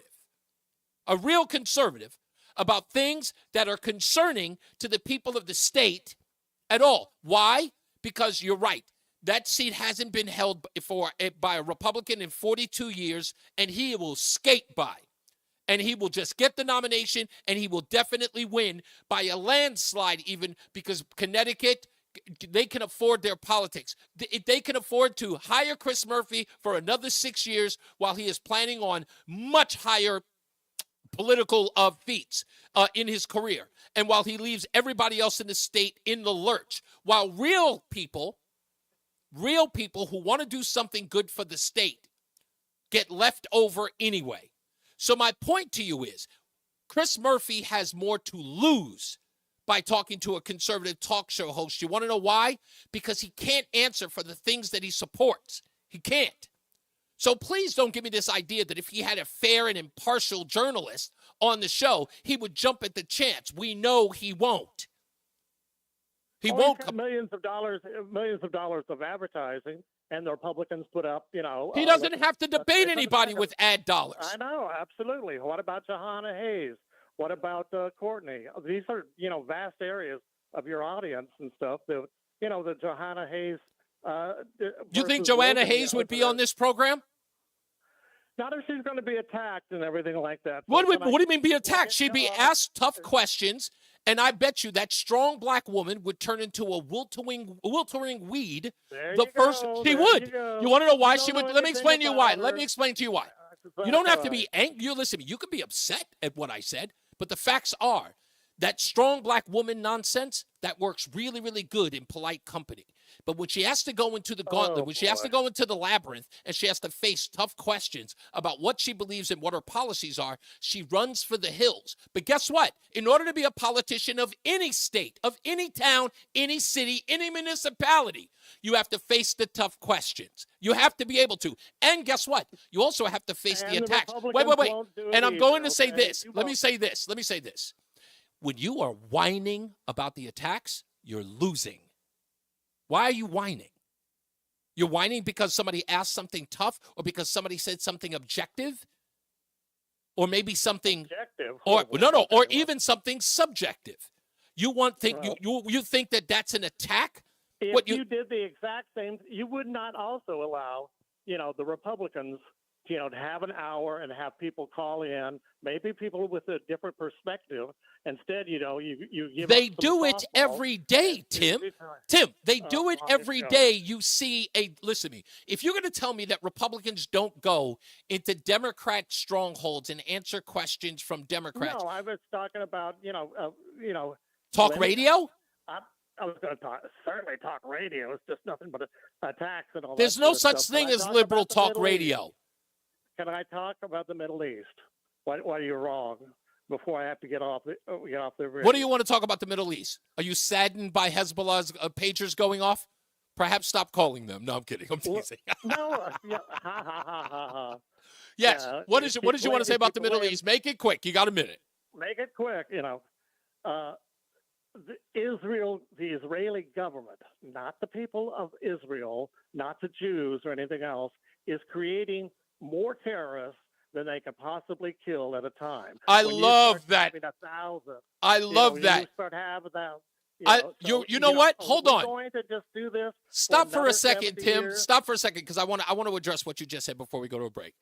I'm going to address what you just said. You said that Israel is creating more terrorists, right? Because of their response. The Israeli government is creating more terrorists. Let me explain to you how that's nonsense. Let me explain that as nonsense. Because if you believe that, you should be telling Joy Reid, stop calling MAGA Nazis.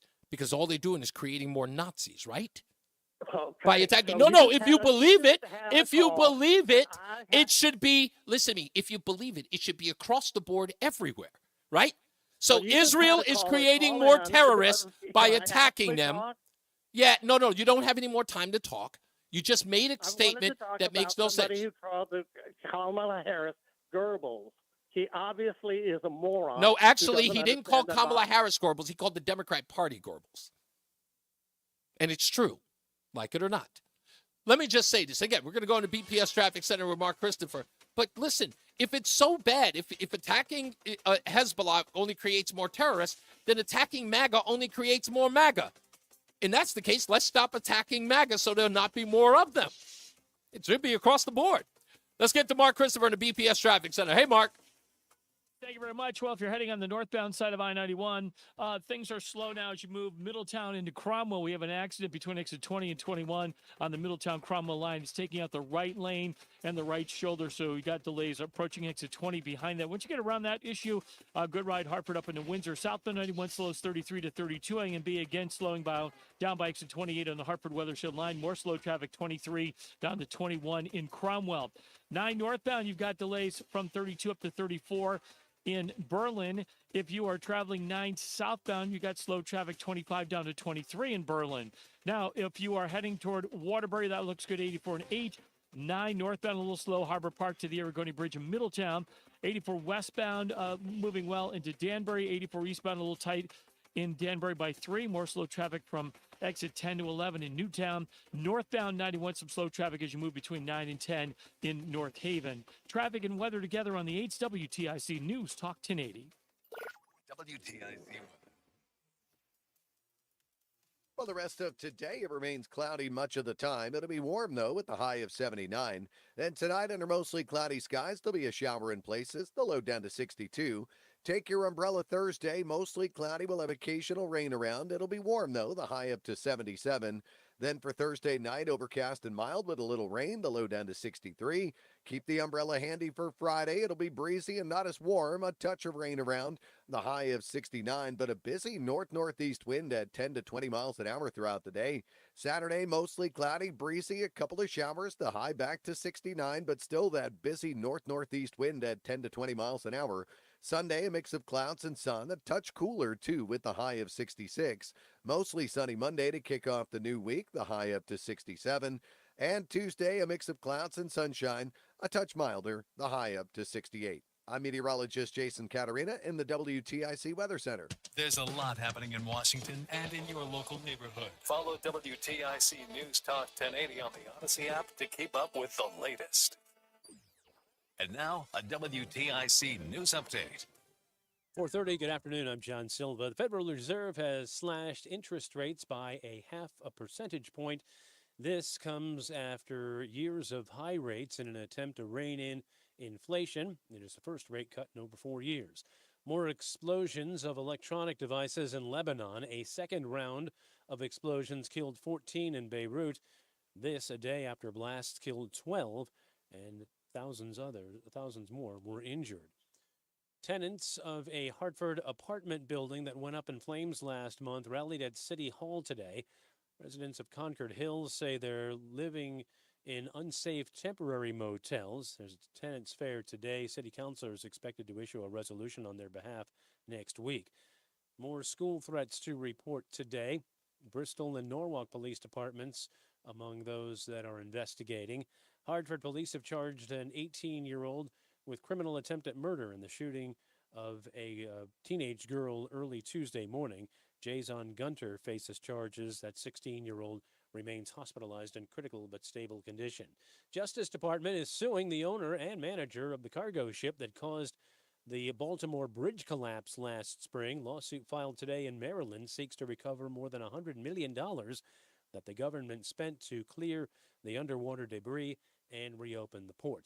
Dow was down 103 points on Wall Street today. The NASDAQ lost 54 and the S&P was down 16. Red Sox Tampa Bay, Game 2 of that 3-game series comes your way immediately after the 6 o'clock news. Yanks another late one in Seattle with the Mariners, and Mets will try to sweep away the Nationals at Citi Field. Eastern League, Somerset at the Yard Goats. Game 2 of that division series is tomorrow at Duncan Park. Goats dropped Game 1 to the Patriots on Tuesday. For these stories and more, go to WTIC.com. I'm John Silva, WTIC 1080 News. Hey, it's Dan Andelman from the Phantom Gourmet. And of course, this message is about food, but not in the way you're probably thinking. You see, I recently started Awaken 180 weight loss, and the results? 15 pounds down in my first 2 weeks alone. After years of hosting Phantom Gourmet on TV, it was time for a 180 in my life. And my goal is to lose 50 pounds by the time I turn 50. And that's coming up pretty quick. So just think about it. If I can do it in my line of work, anybody can do it. Because with Awaken 180, I'm losing weight while eating. Listen, I know all the best places for bar pies and roast beef sandwiches, but I didn't always know how to make the right choices when it comes to my health. What I'm now learning is how to pick and choose the right foods while losing weight and keeping it off. For the best tips on local restaurants, watch Phantom Gourmet every weekend. For the best weight loss program, check out my weight loss program at awaken180weightloss.com. Feel like everything's clouded by doubt? Visit CaliforniaPsychics.com. Our psychics are available to talk 24/7, and we guarantee if it's not life-changing, it's free. Experience the joy of certainty. California Psychics. After 80 years of learning his wildfire prevention tips, Smokey Bear lives within us all. Learn more at SmokeyBear.com. And remember, only you can prevent wildfire. Brought to you by the USDA Forest Service, your state forester, and the Ad Council. Space may be the final frontier, but it's also what a lot of us lack in our basement or garage. By switching to a Navien tankless water heater, not only will you have all the hot water you need whenever you need it, but you'll gain storage area as well. Maybe a place to display your space collectibles. Highly logical. Learn about Navien's series of high-efficiency tankless water heaters and how they don't just save space, but save dollars on your utility bills, too. For more, go to tanklessmadesimple.com. The days are shorter and the drop. Remember, the local weather information you need is right here on WTIC News Talk 1080. Accurate local weather information with Bob Cox and the WTIC weather team. Weekday mornings and afternoons on the 8th and around the clock. The local fall weather information you need is on WTIC News Talk 1080. Listen on your radio, your smart speaker, or on the free Odyssey app. Hi, this is Carson Daly, inviting you to be part of Odyssey's mental health initiative, I'm Listening. As a dedicated mental health advocate, it is my great honor to again be hosting this awesome 2-hour special, along with Dr. Alfie is and 180 Katie degrees Neal, different of what they're as we used to. engage in this very Connect with us right here for I'm Listening. Thank you. September 26th at 7 p.m. right here on WTIC News Talk 1080. This is Reese on the Radio, filling in for Todd Feinberg on WTIC News Talk 1080. It's Reese on the Radio. And don't say we didn't warn you on News Talk 1080, WTIC. We're back. It's Reese on the Radio, News Talk 1080 WTIC. When we get back, we'll talk about the city manager of Ohio and the fact check by David Muir of ABC News. By the way, I'm sure you heard that ABC News lost some 12% of its audience since the debate. Look, I said that it wasn't going to matter. They'll fall back to second place. NBC, of course, will, they'll get the runoff of whatever it is that they lost. ABC lost, but they'll still remain the same. By the way, no one's ever going below CBS. CBS is a toilet when it comes to ratings. Doesn't matter how many people they change over there. Why do they keep? I don't even understand it. Why do they do that at CBS News? I mean, did Dan Rather ruin it that badly at CBS? It's just awful what's going on there. Just awful. And they pay these anchors over at CBS. Do you know what? This is crazy. Did you know how much money Katie Couric was making when she anchored the CBS Evening News? $16 million a year. And they were always ranked number 3. $16 million. And then I think maybe 2 or 3 years in, they had to fire staffers at CBS News just to maintain her salary. People lost their jobs to keep her there. And she failed up. When they finally got rid of her and her contract was up at CBS News, she did a lateral move, and they put her over at ABC. She went from NBC to Today Show, where she was killing it. #1 morning show. Goes to the CBS Evening News, garbage ratings, and then makes a lateral move that they pull her all the way over to ABC. And they give her a talk show and a special correspondent at ABC News, and she tanks there. They gave her a morning show that was so bad, I tell you, that they canceled her show before Queen Latifah's talk show, daytime talk show. That's how bad. Queen Latifah had better ratings than Katie Couric. Everything they do over there is garbage. So, yeah, but I'm not going to lie. I mean, when we're comparing the ratings of network news versus the cable networks, they're still crushing it. I mean, but by all means. But when they hurt, they really hurt. They really, really hurt.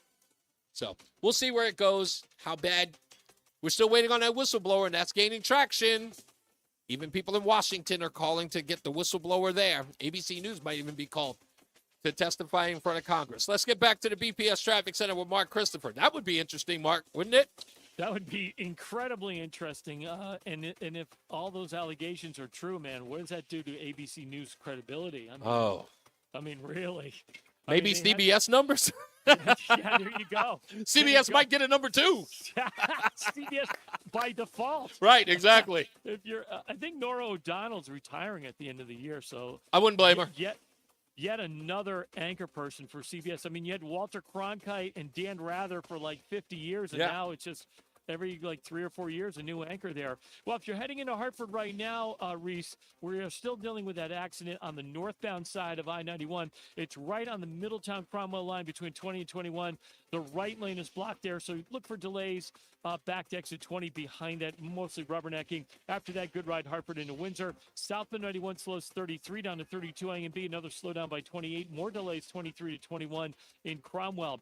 If you are traveling 84 westbound, look for delays approaching the Bulky Bridge into the tunnel. 84 eastbound slowing a half mile before 46 Sisson Avenue up to 48 Capitol Avenue.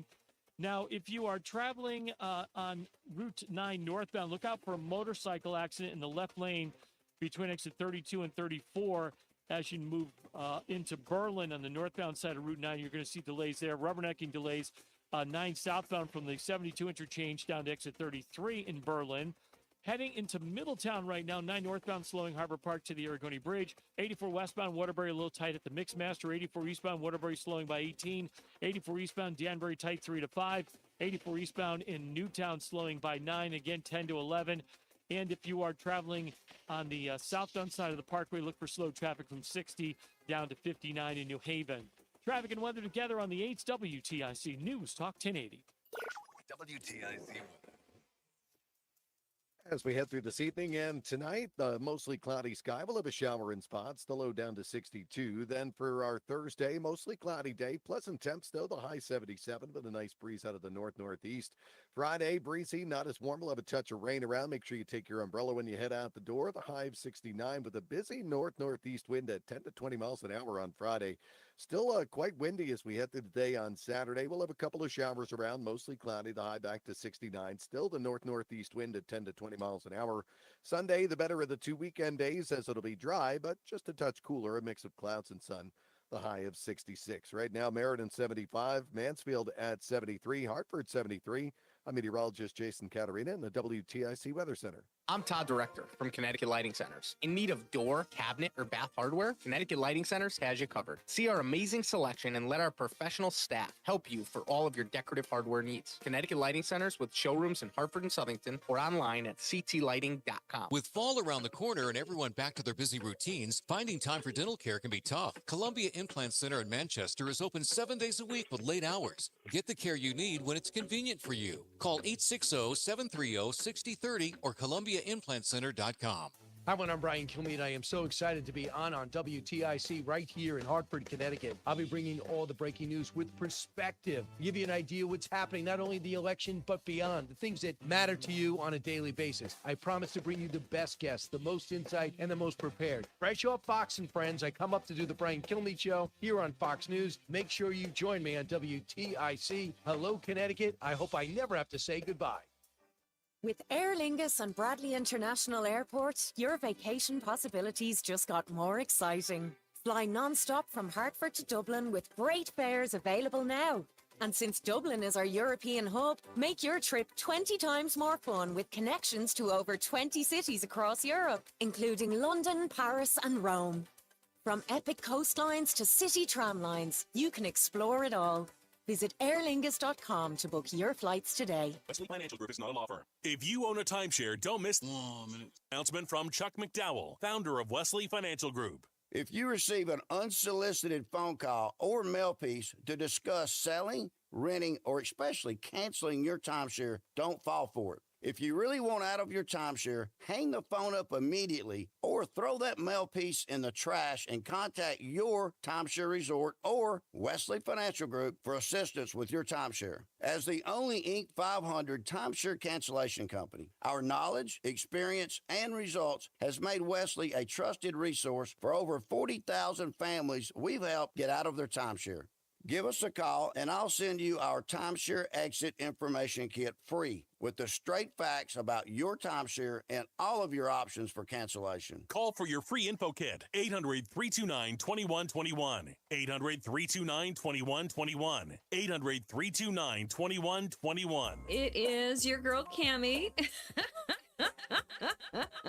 And I want you to know that when I listen to the radio, okay, I listen to Reese on the radio. And we're back on NewsTalk 1080 WTIC. To the phones we go. Is Everett still on the hold? Yeah, Everett's still there. How we doing, Everett? Good, good. Waiting patiently to give you Thank a you, chat. sir. Much appreciated. All right. So, I've heard a lot of things while I was on hold. So, Okay. Let's start at the beginning. Terrorizing terrorists. Fighting fire with fire. I got no problem with that whatsoever. God bless you. As far as President Trump and Katie Vance causing this violence, well, I would like to point back to with Black Lives Matter. How violent they were. Antifa, how the peaceful protests where you could see the fire burning when they raided a police station. Right. And then we could go back even further to the 99 percenters. Oh, yeah. Occupy Wall Street. Chris Murphy, who said that his job is to make sure he takes care of those undocumented Americans. Well, there is no such thing if you took an oath of office to uphold and defend the Constitution. So, by that statement alone, he should be disqualified from even being able to run. I couldn't agree more. Not to mention how financially well he made off, considering 12 years ago he was in some kind of a sticky situation dealing with a house, and it kind of got drifted off into the shadows and forgotten about. Yeah, and you know what? It shows that I would love to know the interest of the state when it comes to somebody who's supposed to be doing their bidding, who's finding a way in which to enrich himself as a state senator. So, do they care or do they not? Right, and any senator or congressman, whether it's state or federal, should be preaching peace, not inciting violence. Whether it's Chris Murphy or my favorite crazy aunt, Maxine, and Raven telling people to go out and attack other people. Yeah, get up in their faces. It reminds me of my crazy aunt that I love dearly, but she was crazy. How is it that they can do everything violent? They can violate every law. They're flying in people on our dime. So with some hocus pocus, we're getting them from Haiti because they're under their life's in jeopardy or some nonsense. So they're not being counted as illegal crossing. Oh, immigrants. yeah, temporary protective status. They're not crossing the southern border. Yeah, because we're flying them over. Yeah. Please answer any of these questions. Look, you know what? I've got a bunch of stuff. I got a bunch of stuff on Governor DeWine as well, which is a very interesting story when it's all said and done. But I'll get into that in a little bit. But I appreciate. I get where you're coming from, Everett. I totally understand. I got to move on. Let's get to Doc. How are we doing, Doc? Good. How you doing today? today? I am doing great. I haven't heard from you in a while, but welcome back, sir. Well, a couple of things. One, our buddy from Hamden, and I use the term loosely, he misses the point that the conservatives do it every day when they go on any news station. They walk into the lion's den.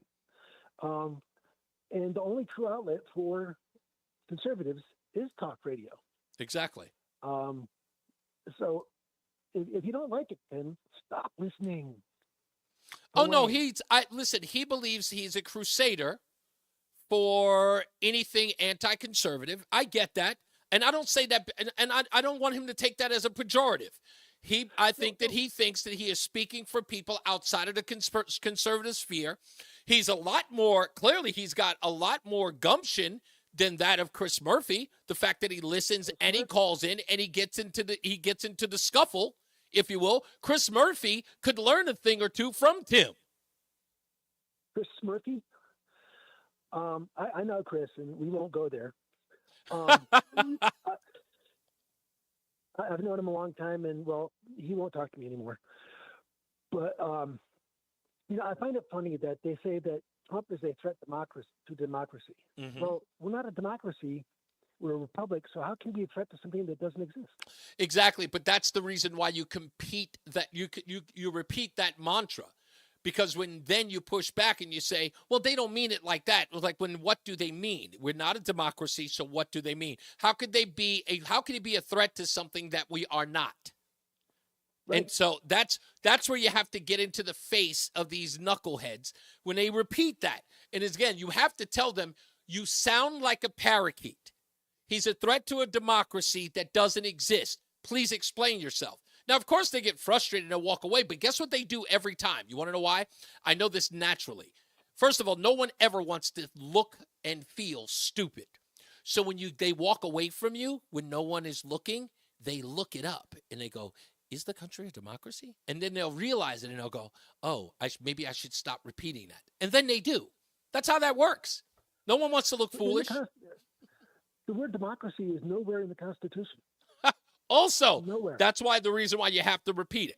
You have to repeat it to them because then when you say that, they also go, that's not true. Look it up. If you don't, you're a parakeet.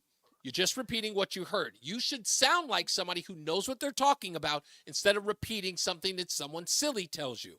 And it makes them question the people who have told them to repeat that same refrain. That's all. Yeah, exactly. And someday I'll have a conversation with you about Mr. Murphy. Oh, I'd love that. Chris Murphy. I won't do it on the air because That's okay. I have a little more. You know how to reach me. Thank you, sir. My good friend and fellow scallywag Matt is in Bristol. How you doing, sir? Hello, Mr. Hopkins. How are I you? can't wait for my Scallywag T-shirt. I'm going to be ordering one very, very shortly. I'm taking care of that now. I just heard that there was a shipping issue on the website. I'm actually in the middle of the show fixing that or finding out where the problem is, but I'm troubleshooting that right now. Anyway, what you got going on, sir? Tease me with the Scallywag and then don't give it. I get it. So I was calling about the pagers and the pages blown up. So what I don't get is the news media asking questions like, is this the type of warfare we want? Aren't they the same people that said, if you're going to fight terrorism, it has to be strikes against just the terrorism, and they don't want bombs because it's going to hurt civilians? Exactly. Well, they took out just the terrorists, and they still have a problem with it.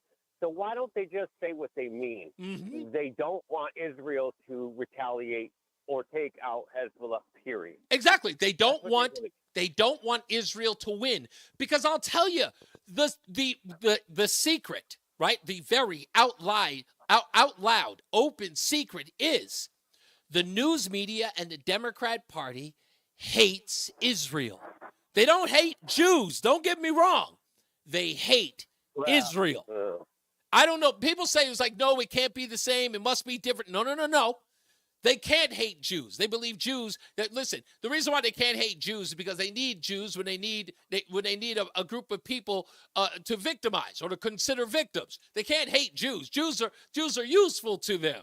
You can say that they're an oppressed class. That's why you use terms like anti-Semitism. But Israel, they hate Israel, as do New York Jews, as do plenty of people people you wouldn't even suspect who cannot stand Israel. Do I have to play the 2012 audio again, where at their convention, when they wanted to acknowledge that Jerusalem was the true capital of Israel, and the Democrat Party voted on it, and they overwhelmingly said no. And they did it on live television.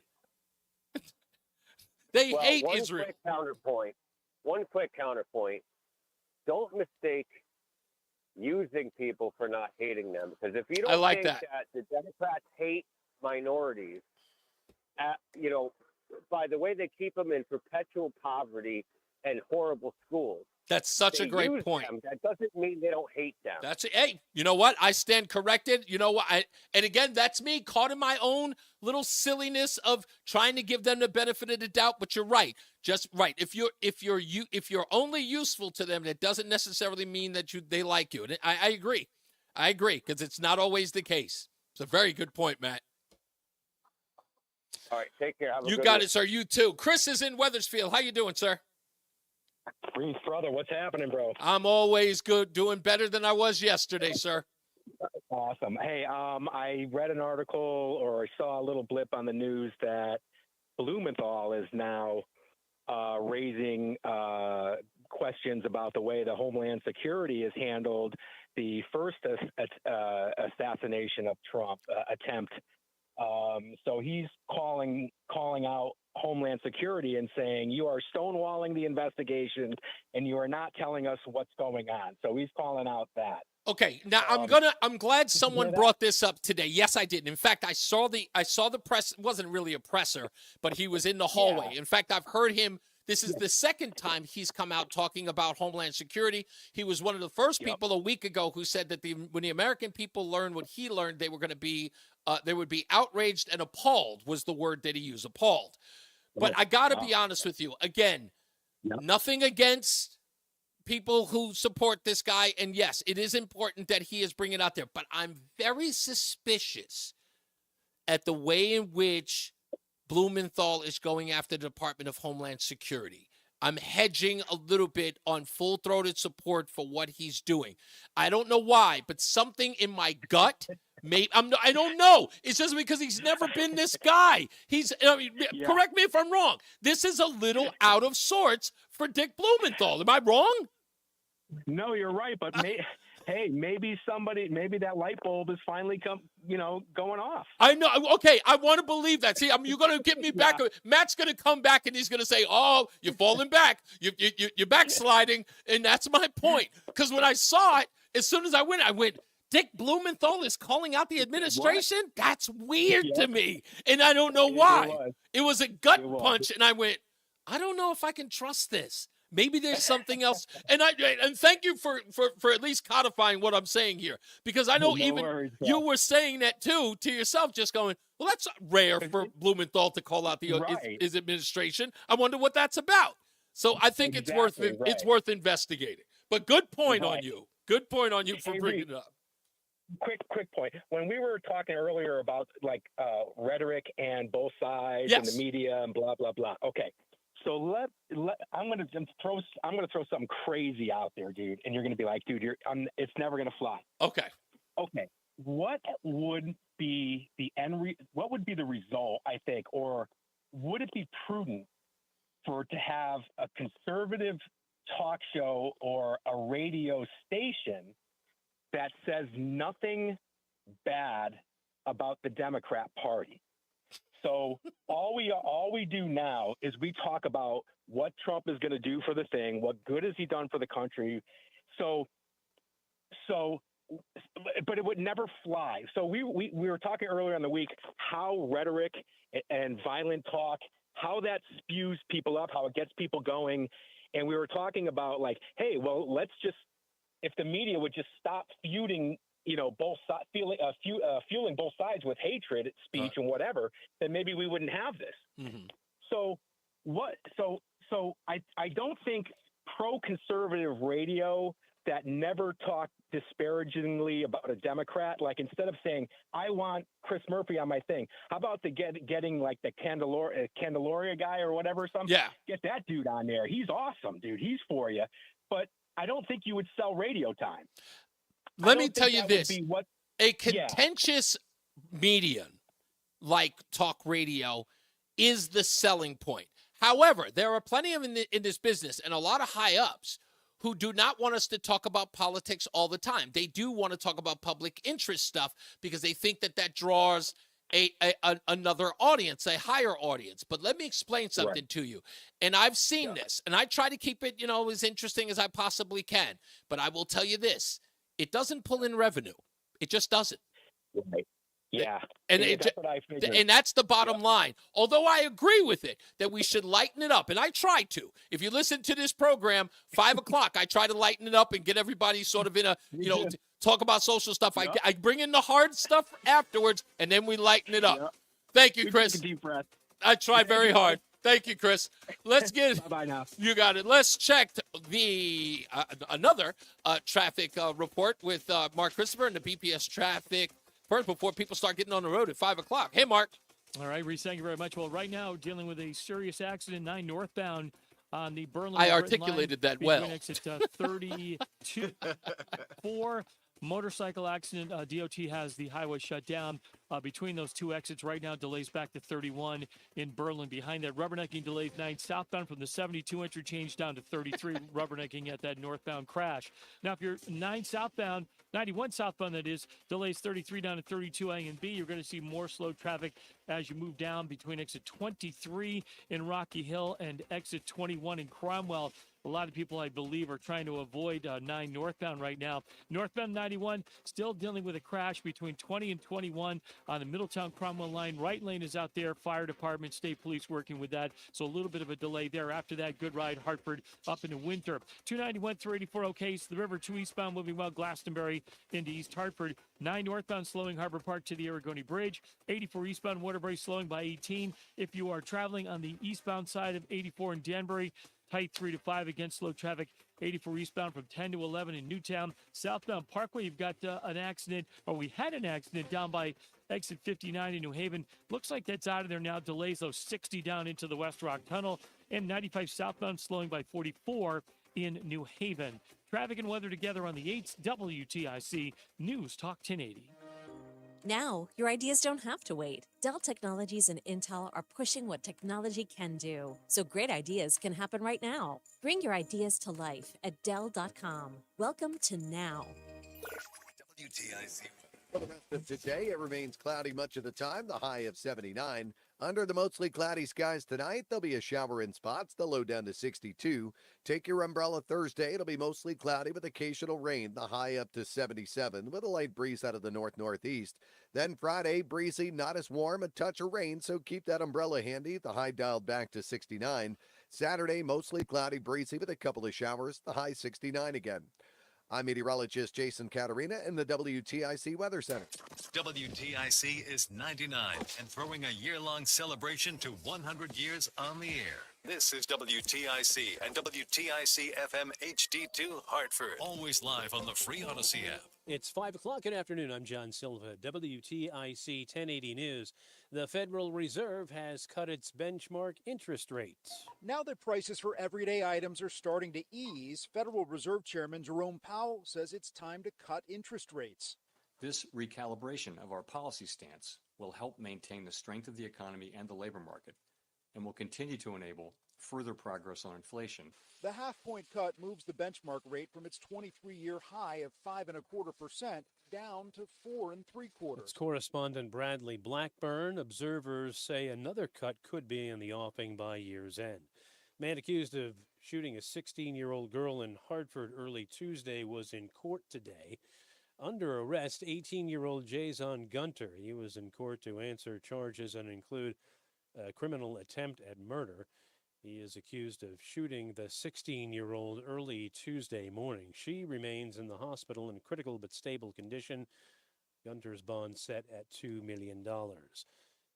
Tenants of a Hartford apartment building that went up in flames last month rallied at City Hall today. The residents of Concord Hills say they're living temporarily in unsafe motels with bugs in some cases. On top of that, the residents say their belongings were stolen in a burglary in the days after the electrical fire. Luke Melanakis Harrison is the Connecticut Tenants Union representative. We know that the mayor of Hartford is trying to come through and show some action. We're not out here trying to just make noise to make noise, but we are really trying to shed light on this systemic problem. The tenants in this building in particular, but many Hartford residents. There was a tenants fair today. City councilor is expected to issue a resolution before the body next week. 3 people under arrest in New Haven, including a juvenile, in connection with an armed carjacking Tuesday. Officers were alerted to the incident around 5 at Beers Street and Edgewood Ave by a person who reported his vehicle carjacked by 2 males. Police say the vehicle then stopped on Dixwell Avenue to pick up a passenger. That person, Rainford McKenzie, was found with a loaded handgun. The driver of the vehicle, 19-year-old Dwayne Brown, drove up on the sidewalk, they say, in an attempt to get away. Vehicle was disabled by stop sticks. Brown was arrested. A 17-year-old tried to make a run for it. They say he was armed with 2 handguns. Suspects are facing various weapons and motor vehicle offenses. Quinnipiac's polling unit issuing results for 3 battleground states in a poll taken before last week's presidential debate.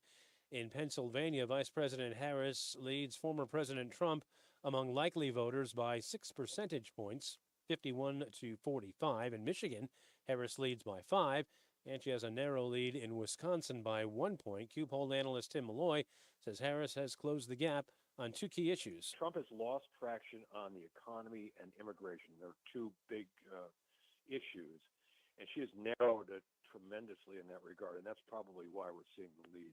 That's not good news for the Republicans, because those are the ones that used to beat up the Democrats. And Malloy also says the gender gap persists, with women going overwhelmingly for Harris and men widely favoring Trump. John Diddy Combs in a courtroom in New York today. He wants bail in his sex trafficking case and wants to be released to an island near his home in Miami Beach. Prosecutors countered that no bail arrangement could mitigate the risk for the hip-hop mogul threatening or harming witnesses. His lawyers are offering a $50 million bail package. Hearing before the judge is taking place this afternoon. Combs pleaded not guilty Tuesday, following his arrest this week on sex trafficking charges, and his lawyer says he is innocent. Wall Street, the Dow finished down 103 points. NASDAQ down 54. And the S&P lost 16 points. For these stories and more, go to WTIC.com. I'm John Silva, WTIC 1080 News. Paid non-attorney spokesperson. Paid for by Action Matters. Texting privacy policy and terms and conditions posted at textplan.us. Texting enrolls you for recurring automated text marketing messages. Message and data rates may apply. This is an important message for anyone who has used rideshare services Uber or Lyft. If you've experienced any kind of unwanted sexual misconduct or physical assault by an Uber or Lyft driver, you may be entitled to substantial compensation even if your incident happened years ago. Text STUCK to 323232 right now to see if you qualify for cash compensation. Uber finally admitted they have received nearly 10,000 sexual assault complaints from passengers. If you were a victim of physical assault or any kind of unwanted sexual misconduct as a passenger of an Uber or Lyft ride, such as forced groping, kissing, or worse, text STUCK to 323232 right now, as you may be entitled to significant cash compensation. You can finally get the justice, closure, and substantial financial settlement you deserve while remaining completely anonymous. But hurry, there is a deadline to file. And 10 right after the drop. 323232 right now to see if you qualify for significant cash compensation. Text the word STUCK to 323232. Text STUCK to 323232. You're listening to Reese on the Radio, filling in today for Todd Feinberg on WTIC News Talk 1080. It's the 5 o'clock focus. It's the 5 o'clock focus. I'm focused, man. We're back for the 5 o'clock focus here on NewsTalk 1080 WTIC. I saw this article in CT Online, Connecticut Online. Relatively new, potentially powerful voting bloc in Connecticut may soon make noise. It's the formerly incarcerated. I've always been back and forth on this subject. And when I mean back and forth, I've been opposed to it and not that much opposed to it. Like I can't give my full throated support to it, whether or not you should give felons the right to vote. I can't really go there yet, but hear me out. I want to hear from you, 860-522-WTIC, 860-522-WTIC. 1, I want to know whether or not you think it's a good idea, felons being allowed to vote. 2, do you think it makes much of an impact? I have a tendency to believe that most people who are in the jail systems who have felonies don't tend to vote. And what I've noticed, even statistically, maybe it's been more so in my personal life, there's no science behind what I think, but I tend to hear that many people who are felons out of the prison system don't have a lot of faith in voting. So I almost feel like they're being asked or they're being courted to vote, but it's a losing proposition, right? So if you agree with that or if you don't agree with that, I'd like to hear from you too. 1, do you think that people with felonies should be allowed to vote, should be a part of the process? And whatever your answer is on that, do you think that they actually are a considerable voting bloc? Are you like me? Do you hear that felons generally have no faith in the election process, in voting at all? Don't think their vote counts. Want to hear from you. 860-522-WTIC, 860-522-9842. Let's get again to our first 5 o'clock hour view of the traffic with Mark Christopher in the BPS Traffic Center. I said it better that time. All right, Reese, thank you very much. Well, good afternoon to you. Good afternoon, everyone. This traffic report being brought to you by Whittlesey and problems 9 northbound right now on the Berlin-New Britain line. We have an accident involving a motorcycle. 9 northbound between 32 and 34 highway shut down there. Delays are back to approaching exit 31 in Berlin. Behind it, also rubbernecking delays southbound side of Route 9 from the 72 interchange down to exit 33, rubbernecking at that northbound crash. Now, if you are heading southbound 91 into Hartford, you got delays 33 down to 32 A and B. Once you get south of downtown, locked up again from 24 down to just after exit 22 in Cromwell, the Route 9 interchange. If you're traveling 91 northbound, that looks good. Cromwell through downtown up into Windsor. 291 through 84, that's okay east of the river. 84 westbound, delays 56 Governor Street up to 47 Sigourney. 84 eastbound, you've got delays about a half mile before 46 Sisson Avenue into the tunnel. 291 through 84, that looks good east of the river. 2 eastbound's okay, Glastonbury to Marlboro. 9 northbound, delays Harbor Park to the Aragoni Bridge. 84 eastbound in Waterbury, a little slow by 18. 84 westbound, tied up by exit 22 in Waterbury. Heading into Danbury, 84 eastbound delays from 3 to 5. Again, 84 eastbound is running slow by 9. More delays 10 to 11 in Newtown. Southbound Parkway slowing by 61 in Hamden. 95 southbound New Haven slowing from 46 down to exit 44 in New Haven. Whittlesey wants your business to succeed. Whittlesey is more than an accounting firm. They're advocates for your business, delivering a robust set of solutions, including audit, tax, technology, cybersecurity, and advisory services.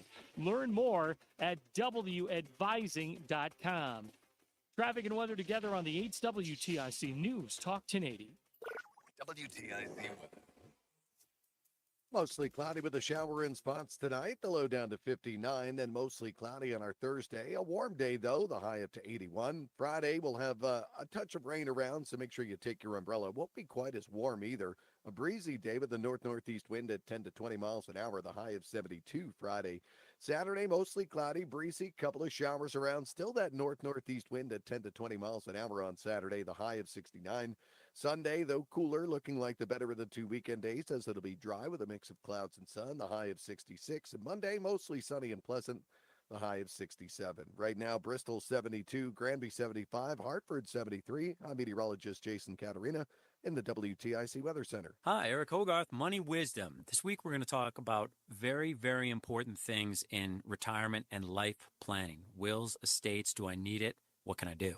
Tune in this Saturday at 8:30 right here on WTIC News Talk 1080. Men, though it really does go without saying, practicing better medicine almost always means better outcomes for patients. And if you suffer with erectile dysfunction, you certainly want a good outcome. This is Dale for Northeast Men's Health. And because we do practice better medicine, we're the leader in treating men's sexual health issues in the Northeast. ED is a terrible condition. It causes stresses in relationships. It creates anxiety and undue hardships on a man and often on their partner as well. Yet many men suffer for years without seeking treatment. But I want to tell you today that you can be free of ED. Seriously, if you're like most men, the treatments we offer at Northeast Men's Health will work for you. In fact, we have protocols that are effective in well over 90% of cases, which means you can likely enjoy great sex again without the stress that ED can create. You might even find you're performing like you haven't in years. So call us. Your initial visit is only $99 and includes blood work, a medical consult, and if medically advised, a test dose. And if that test dose doesn't work in the office, your visit is free. Call 800-930-5956. That's 800-930-5956. Or go to northeastmenshealth.com. We have 5 offices across the Northeast to serve you. Philo's got a world of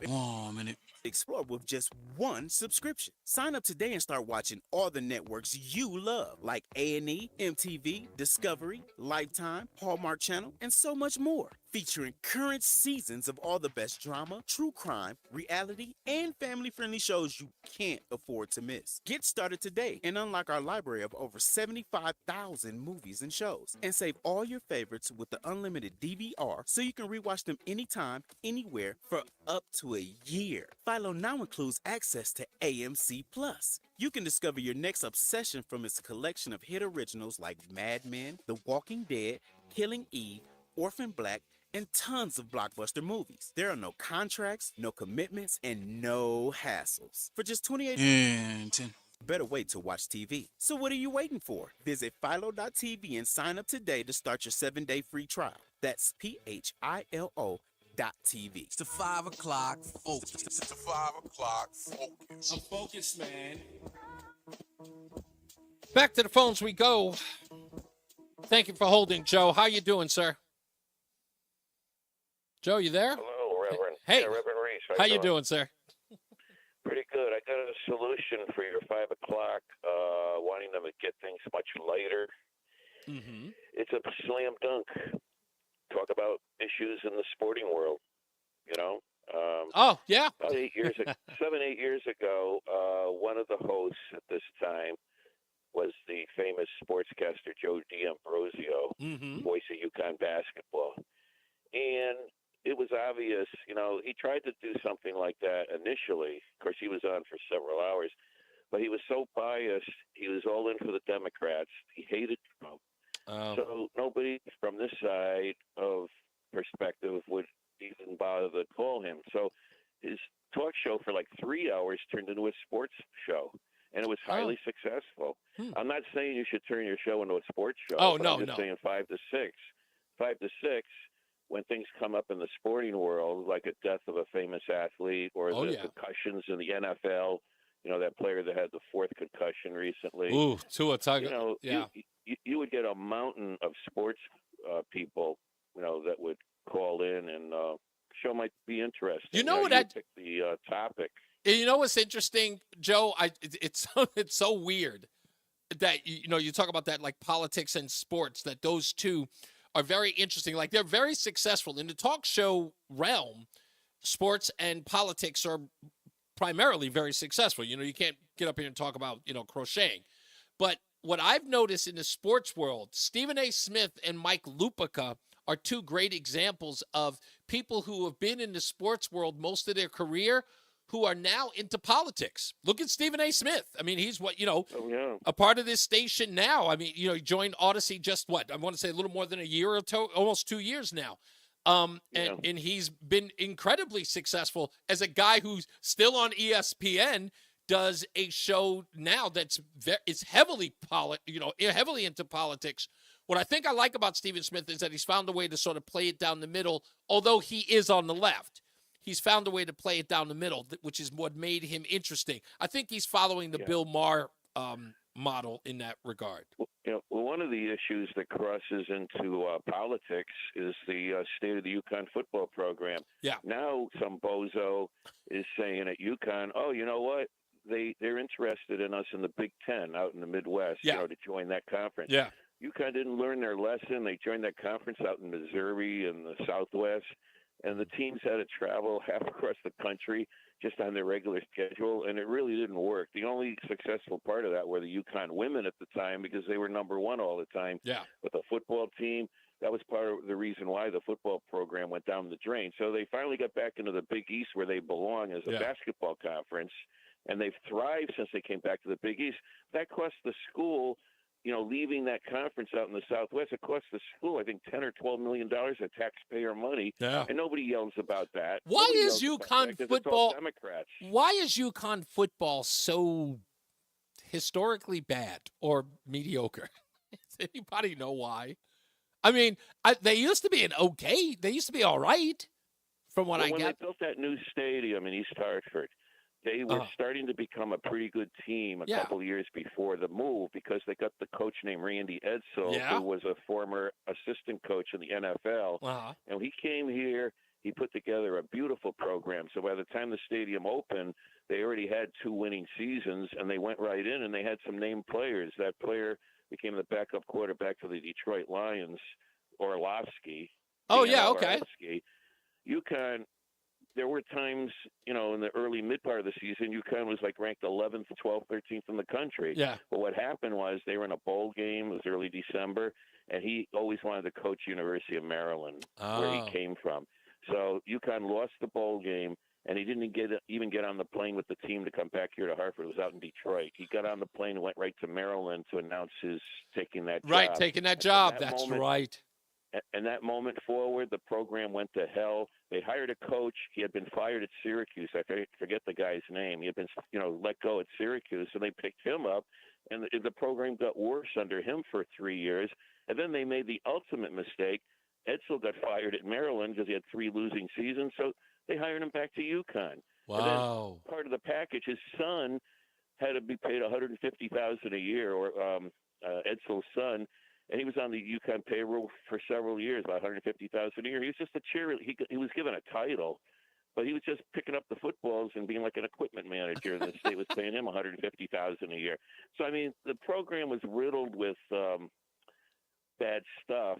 Yeah, well, just bad choices, probably. Coach, probably because they, I think they put everything into the basketball program. I mean, UConn, that is who they're – like I said, I talked to many people talking about UConn football, and people go, oh, they have a football team? A lot of my friends, they don't even remember. Yeah, the coach they just hired a couple of years ago, I think it's Dan Mora. He's a proven coach. He's pretty old, though. He's not in his prime anymore, but he has made the program somewhat respectable, but they have a real tough schedule. But I don't know if he's really going to be enough because they can't recruit the named players anymore. They lost that when Edsall left. When Edsall left, they lost the recruiting thing. It'll be a great guest for you at 5 o'clock hour would be the current coach of the UConn men's basketball team. Because he just signed that huge. Yeah. I would love to ask him. I would love to ask him a couple of tough questions about that whole Lakers deal. But you're right about that. He would be a good guest. Because there's this controversy that Lakers deal, in his mind, was never really going to happen, but he was using it as leverage to get a huge deal. That's you're literally you're taking my thunder. You're absolutely right. And part of his package with UConn was to double and triple the salary of all his assistants. People don't know that. Millions of dollars more per year. He's got like 4 big assistants. UConn can afford it. They can afford it. Oh, sure. Well, as long as the program generates money at a profit, I have no problem with the coach getting $3 million. Like Oriema. Oriema, they got the sneaker contract. Yeah. Those sneaker contracts, I think how valuable they are to the coaches. I actually want Oriema more than I want the other guy. I want Oriema because he's very, very vocal about the Caitlin Clark controversy. I'd love to talk to him. But you know what I don't like about Oriema? I loved him until, and we get into the politics again, how sports in Connecticut, they overlap. Here, Oriema, I guess it was about 6 years ago, the Republicans were equal then. They had a say in the government, and we were in a bad deficit. So they cut UConn's budget by a third, like $120 million. They survived, but there was a big uproar. The president of UConn, And who of all people at a news conference gets up and blasts the Republicans in the State House for not supporting UConn and cutting the budget by 120-some million? Oriema, the guy's making $3 million a year. It's taxpayers' money, but the sneaker contract, make about $2 million a year for, picking Nike or Adidas. Yeah. Now the girls get 3 free pairs of sneakers, and he gets $2 million. How does that sound? Yeah, exactly. Thank you, Joe. Much appreciated, sir. Yeah, thank you. You got it. Yeah, good. He's actually he's total. You would think that he was only into Wall Street. He's into sports as well. So anyway, 5 o'clock focus. My biggest issue with this, let me tell you what my problem with this on this felony thing. Okay. Taking away a person's right to vote as a condition of the crime that they committed. Many people believe that it was bad enough. They served their time. They paid their penance, as it were, right? And losing their ability to vote is something that they have to, deal with as a condition of, you breaking the law, taking something from someone else, committing a crime against society. And therefore, this is sort of excising you from polite society. You are not going to be involved in the process of electing the people who, represent us. And many people say that it seems like a bridge too far. It seems like, why go so far as to take someone's right? Don't they have a say as well? There's a part of me that says when whomever was committing the crime, they weren't too interested in the say of the person they committed the crime against. They had no interest in it.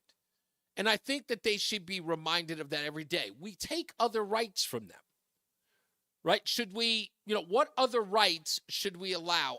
Like the right to vote. I've never believed that anyone was really trying to get felons the right to vote because they felt how horrible it must be for that felon not to be able to vote for someone to represent them in elected office. I think for the people who are advocating for them, they just need more bodies. And they believe that if they are a convicted felon, then they are more likely to vote Democrat. That's what I believe. And usually when I talk to people in that space who are convicted felons who could not vote, they usually lean at. If you talk to them about politics, if you talk to them about the state of our union, they sound like a leftist. They sound like a liberal. So I don't think that if you're making an argument for them, just tell the truth. I don't think they're being honest when they're saying, I just think that it's just so awful that it's happening to them. I don't think you care. I think that once you get them elected, just the way that I feel about the illegal immigration issue, why do you want them here? Why are you in such a rush to get them a driver's license? Why are you so in a rush to put them in, regular society, to make them a contributing part of our society? Is it because you care so much about Manuel from Guatemala, or is there something else? And it's always something else. It's never what they say it is. Never is. I call them Bond villains for a reason. The world is not enough. Every time they tell you it's about something, they need something more. Always. And if you take it away from them, they go nuts. It's never about the thing they say it is. It's always, that's nothing more than pushing you back, getting you back on your heels a little bit. And then when they see that they can push you back on your heels, they push you a little more. They always do. That's how it works. Remember, we started with gay marriage. Now we're at mutilating teenagers and young people.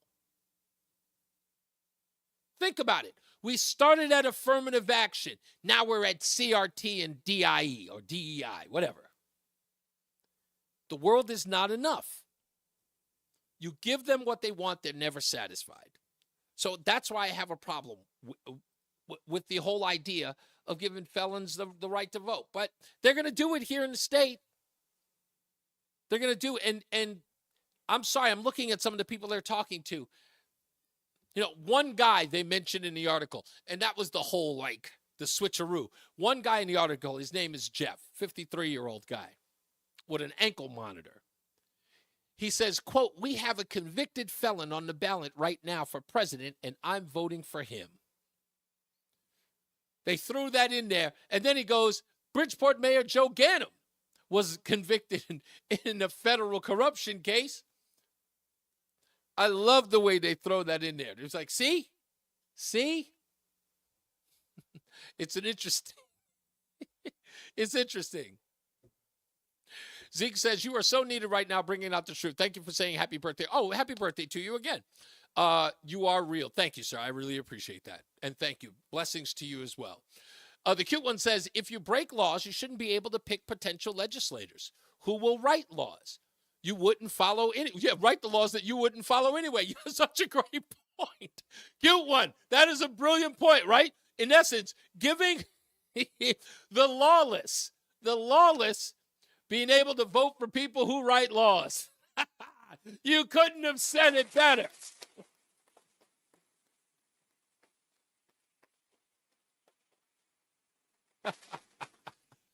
It couldn't get better than that. Okay, Cheddar Steve says that, I guess he couldn't take Cheddar Bob. Cheddar Steve in the chat room says that P. Diddy just got Epsteined. Did he fail? Do you know whether or not he lost his bid, Roland? Can we check with John Silva, see if he knows? John, if you're listening, do you know if he got anything? Is there any headlines that say that he's? Oh yeah, he got damning new text revealed. Oh, for Diddy? Yeah, Diddy. Oh no. Oh, okay. We got to go to a break. Let me read the story. We'll give you an update on the other side. Oh man, this is breaking news. We'll get into it in a minute. Let's get into the traffic center with Mark Christopher, the BPS Traffic Center. Sorry, Mark. 56 Governor Street out to 46 Sisson Avenue, 84 eastbound slowing about a half mile before 46 Sisson Avenue, up to 48 Capitol Avenue downtown. 291 through 84, it's okay east of the river. 2 westbound's a little slow, exit 4 to the 84 west merge. Quiet Middletown. If you are traveling on the 691 eastbound, look out for a crash on the westbound side of 691 by exit 7, and you got the eastbound 691 rubbernecking delays moving up between exit 7 and 5 on the eastbound side of 691. Heading toward Waterbury, a little slow, 84 eastbound by exit 17. If you're 84 eastbound in Danbury, look for delays from the New York-Connecticut line out to 5. Again, delays 8 to 9 in Newtown and 10 to 11 in Newtown. Northbound on the Wilbur Cross Parkway, we have an accident between 55B and 56. Delays approaching the Sikorsky Bridge behind that. And 95 southbound New Haven slows from 46 down to exit 44. I'm Mark Christopher with the Light 100.5 Commuter Guide. Traffic is sponsored by Indeed. Need to hire? You need Indeed. Their all-in-one platform helps you attract, interview, and hire candidates, all from one place. And Indeed's interview tool lets you schedule and conduct virtual interviews right from their website. Visit Indeed.com/credit. WTIC weather. For the rest of the afternoon, it remains cloudy much of the day with a high of 79. Tonight, under mostly cloudy skies, there'll be a shower in spots. The low down to 62. Take your umbrella when you head out the door on Thursday. Mostly cloudy with occasional rain. The high of 77. Friday, breezy, not as warm. Still a touch of rain around, so take the umbrella. The high of 69 on Friday. And then Saturday, mostly cloudy, breezy with a couple of showers. The high 69 again. I'm meteorologist Jason Caterina in the WTIC Weather Center. There's a lot happening in Washington and in your local neighborhood. Follow WTIC News Talk 1080 on the Odyssey app to keep up with the latest. And now, a WTIC News Update. 5:30, good afternoon, I'm John Silva. Federal Reserve has cut its benchmark interest rate by a 0.5 percentage point. That's twice what was originally expected. It is the first cut in 4 years, and some observers say it may not be the last. A second judge has refused to grant bail to Sean Diddy Combs.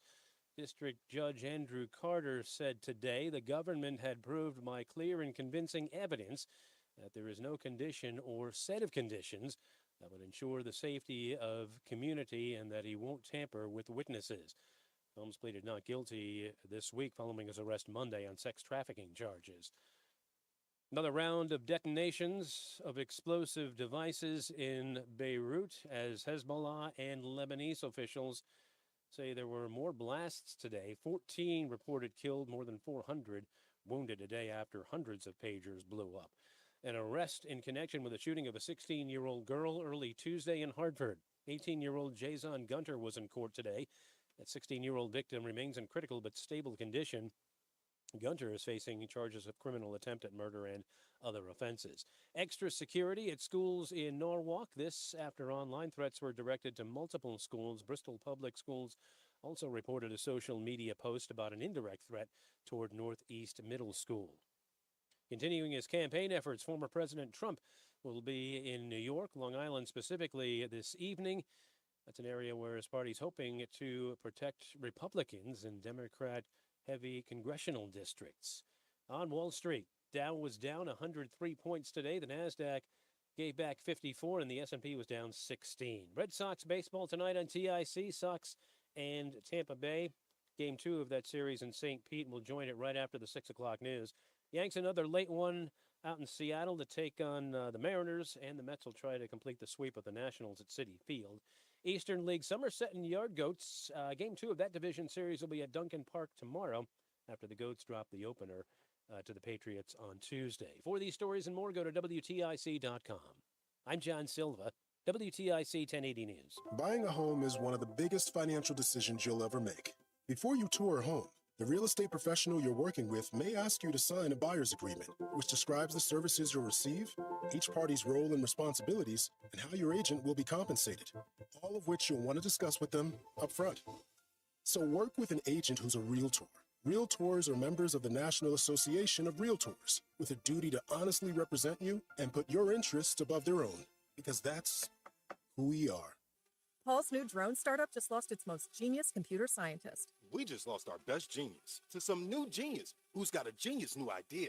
I'm going to have to find a new genius, or two half geniuses, and fast. He needs a computer scientist that can keep his startup from falling down. I need Indeed.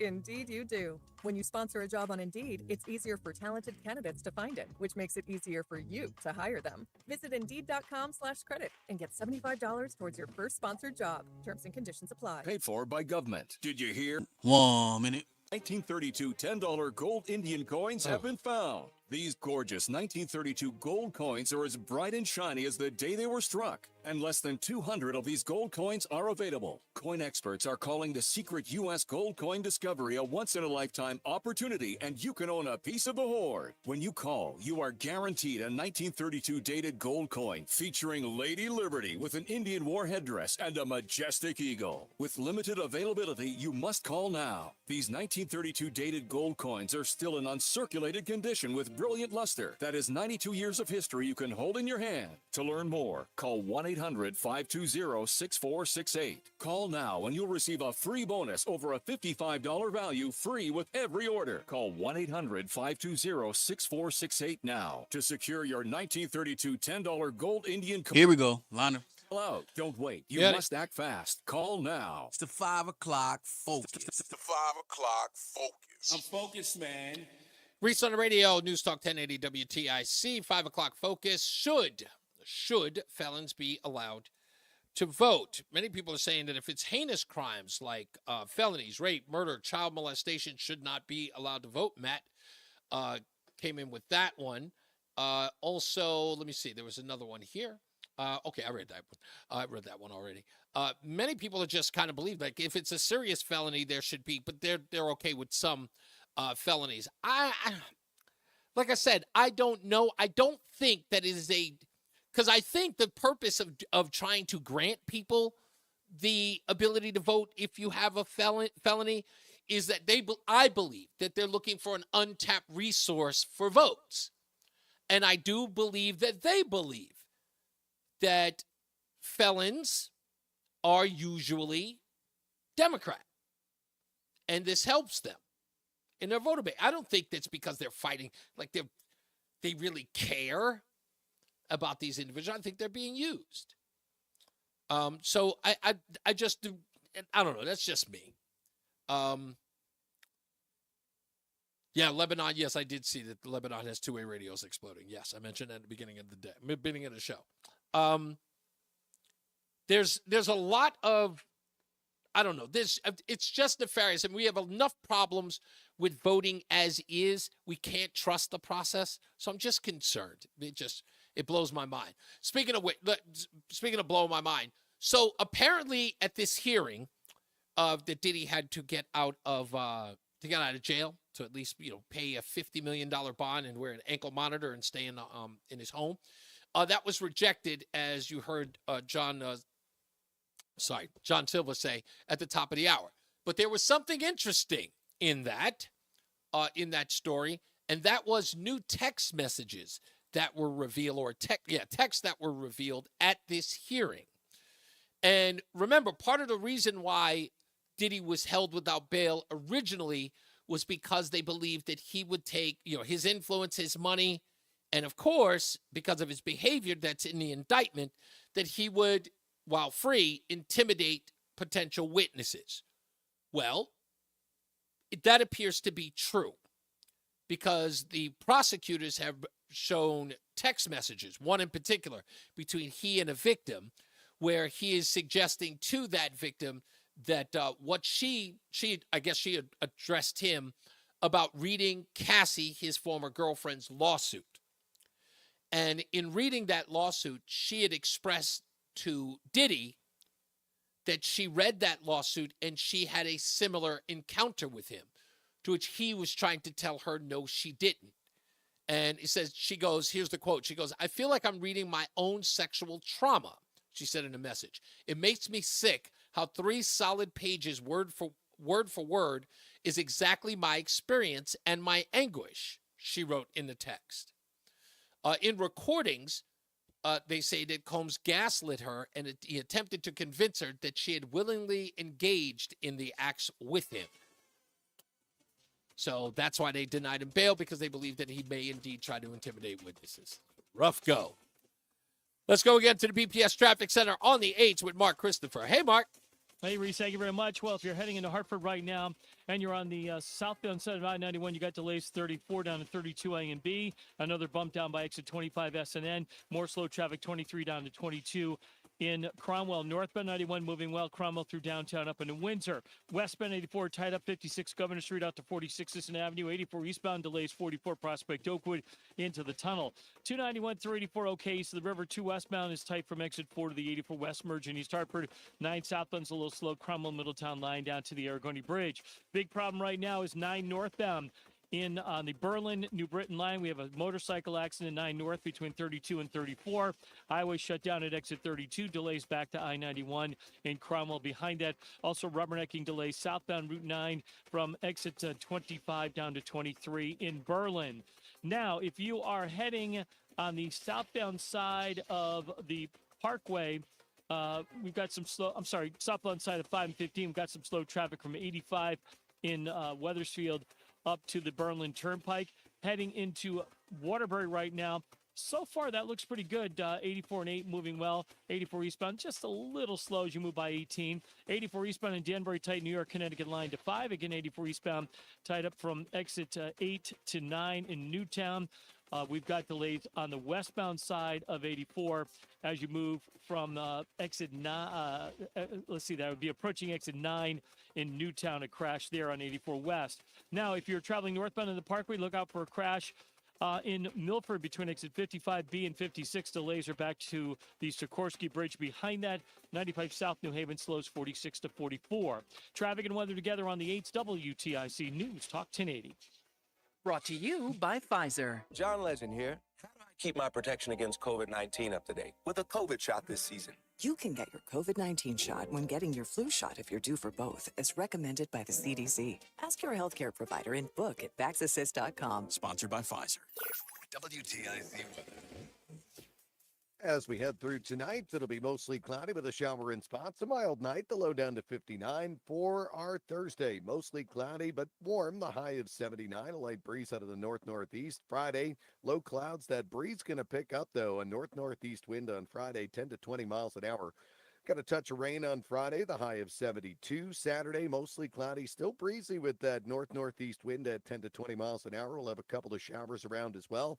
The high of 69. Sunday, the better and drier of the 2 weekend days. A mix of clouds and sun, the high 66. Mostly sunny Monday, the high of 67 to kick off the week. Bristol at 73. New London at 72. Hartford at 73. I'm meteorologist Jason Caterina in the WTIC Weather Center. Now, your ideas don't have to wait. Dell Technologies and Intel are pushing what technology can do, so great ideas can happen right now. Bring your ideas to life at Dell.com. Welcome to now. Hey, it's Dan Andelman from the Phantom Gourmet. And of course, this message is about food, but not in the way you're probably thinking. You see, I recently started Awaken 180 weight loss, and the results? 15 pounds down in my first 2 weeks alone. After years of hosting Phantom Gourmet on TV, it was time for a 180 in my life. And my goal is to lose 50 pounds by the time I turn 50. And that's coming up pretty quick. So just think about it. If I can do it in my line of work, anybody can do it. Because with Awaken 180, I'm losing weight while eating. Listen, I know all the best places for bar pies and roast beef sandwiches, but I didn't always know how to make the right choices when it comes to my health. What I'm now learning is how to pick and choose the right foods while losing weight and keeping it off. For the best tips on local restaurants, watch Phantom Gourmet every weekend. For the best weight loss program, check out my weight loss program at awaken180weightloss.com. We all hear the radio. One minute.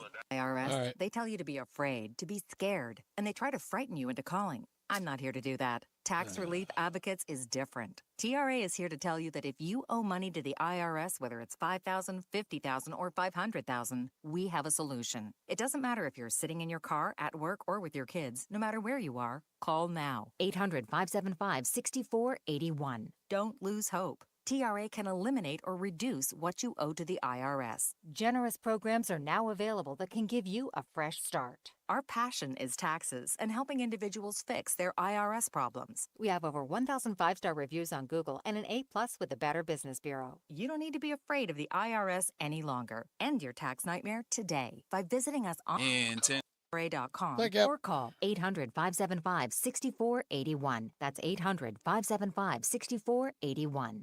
Tax Relief Advocates. Real solutions for real people. What's up, everybody? You know who it is. You know who it is. You know who it is. It's Reese on the Radio. Frederick Douglass of the 21st century. It's WTIC News Talk 1080. I got to admit, that one bit actually drives people crazy. What do you mean you're the Frederick Douglass of the 21st century? I'm like, exactly what it says, man. Exactly what it says. I came up with that on the fly. Roland and I were in the studio, and he was like, oh, you got to do some drops. And I came up with that right there. And Roland was like, oh, no, that's good. He didn't even try to stop me, which, again, Roland, you give me way too much leeway. Roland's like, oh, no, that's hot. You should keep that. Roland should be talking me out of stuff, but he won't. He won't. He'll be like, no, I like that one. I love it. I love it every time he does it. Donald Trump brought crypto today. Am I crazy because I don't like the crypto thing? Roland, are you into that at all? Are you into it? I mean, I know you do the sports betting. I hate to use the word gambling because that sounds so maybe dismissive or what's the word I'm looking for? Like a pejorative when I say the word gambling. But do you do the sports betting? Right. I know you do, right? You do that sort of. Crypto is weird to me. I don't know why I'm not buying. I consider myself an educated guy. I know I'm not educated in crypto. I want to talk about this probably tomorrow. If there are people in the space of crypto, if you could call in the show tomorrow and help me understand it, navigate why I don't get it. And I'll explain it to you now what it is that I don't understand. I know you have to go mining for it. And I want to make it simple, I want to treat it like it's mining for gold. You know, like I'm a 49er looking, mining for gold, shifting through, the muck and finding gold. I want to equate it to that so I at least understand that portion. But at least with gold and mining for gold, I understand you're trying to search for a mineral. You're shifting through it. You find that mineral. You find out how much of it is gold or whether or not it's pure gold, what the ratio is, and then its value. The computer thing, I'm not getting. You mine for it. You get it. You get pieces of it, right? You don't get a whole coin. You get pieces of it. And you keep mining until you get an entire coin.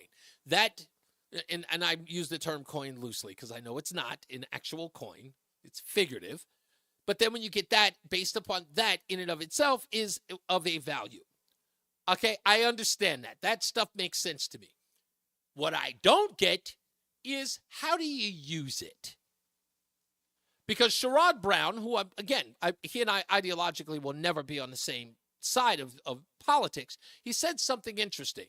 And he said when Bitcoin first began, they were spending hundreds of millions of dollars on Super Bowl ads to get people to buy into Bitcoin. And he goes, most of those companies that had the Super Bowl ad that year, they all no longer exist. Well, many of them no longer exist. I think it was like 12 different companies and only 6 of them exist. I'll find the audio. But he said that many of them don't exist anymore. And he said the problem is that the reason why they don't exist is because you cannot convince people to purchase money. You've never had to. I couldn't imagine somebody doing a commercial to try to sell a dollar bill. It sells itself because it's currency. And I don't understand why, if it's real currency, why is it so difficult to sell me on it? I just don't get it. And that's why to me, it does not, it doesn't compute. I don't know why, but it just doesn't. I'm trying to see if I can find that. I'm hoping that I can. There's an audio soundbite that I had of Sherrod Brown at a congressional hearing talking about that. And I thought I had the audio here. I'll search someplace else. But while I'm looking, let's go to Mike in Plainville. How are you doing, Mike? You're on Reese On The Radio. Good. How are you? I get up this morning and I tune in to Fox News and I see this useless press secretary warning Peter Doocy.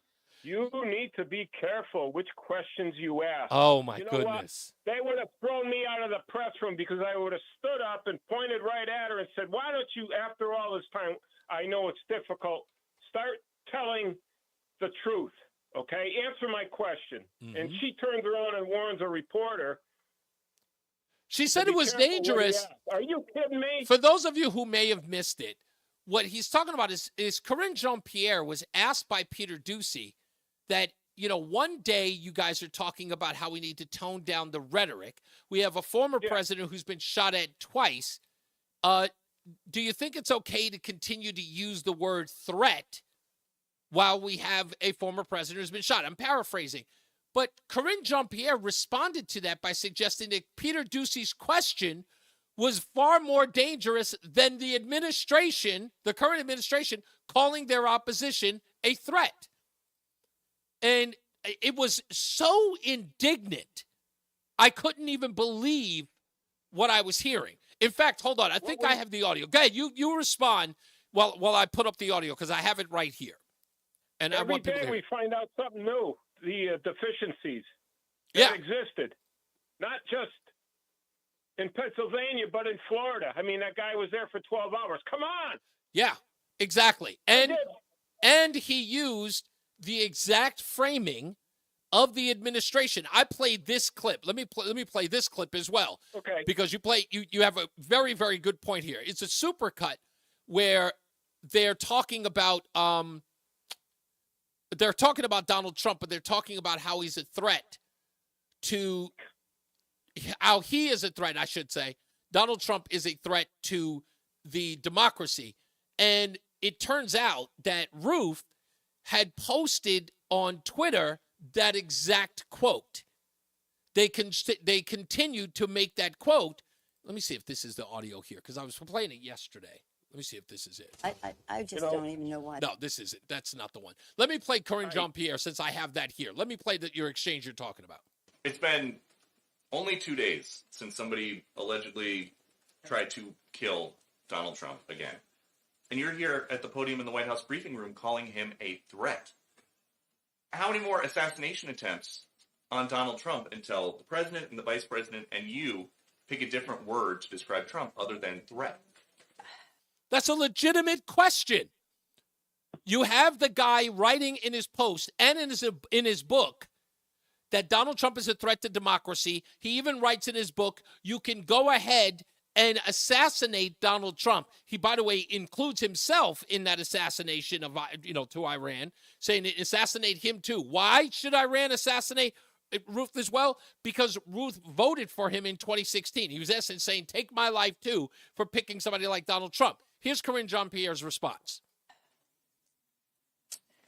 Peter, if anything from this administration, I actually completely disagree with the premise of your question, the question that you're asking. It is also incredibly dangerous in the way that you're asking it. What is dangerous?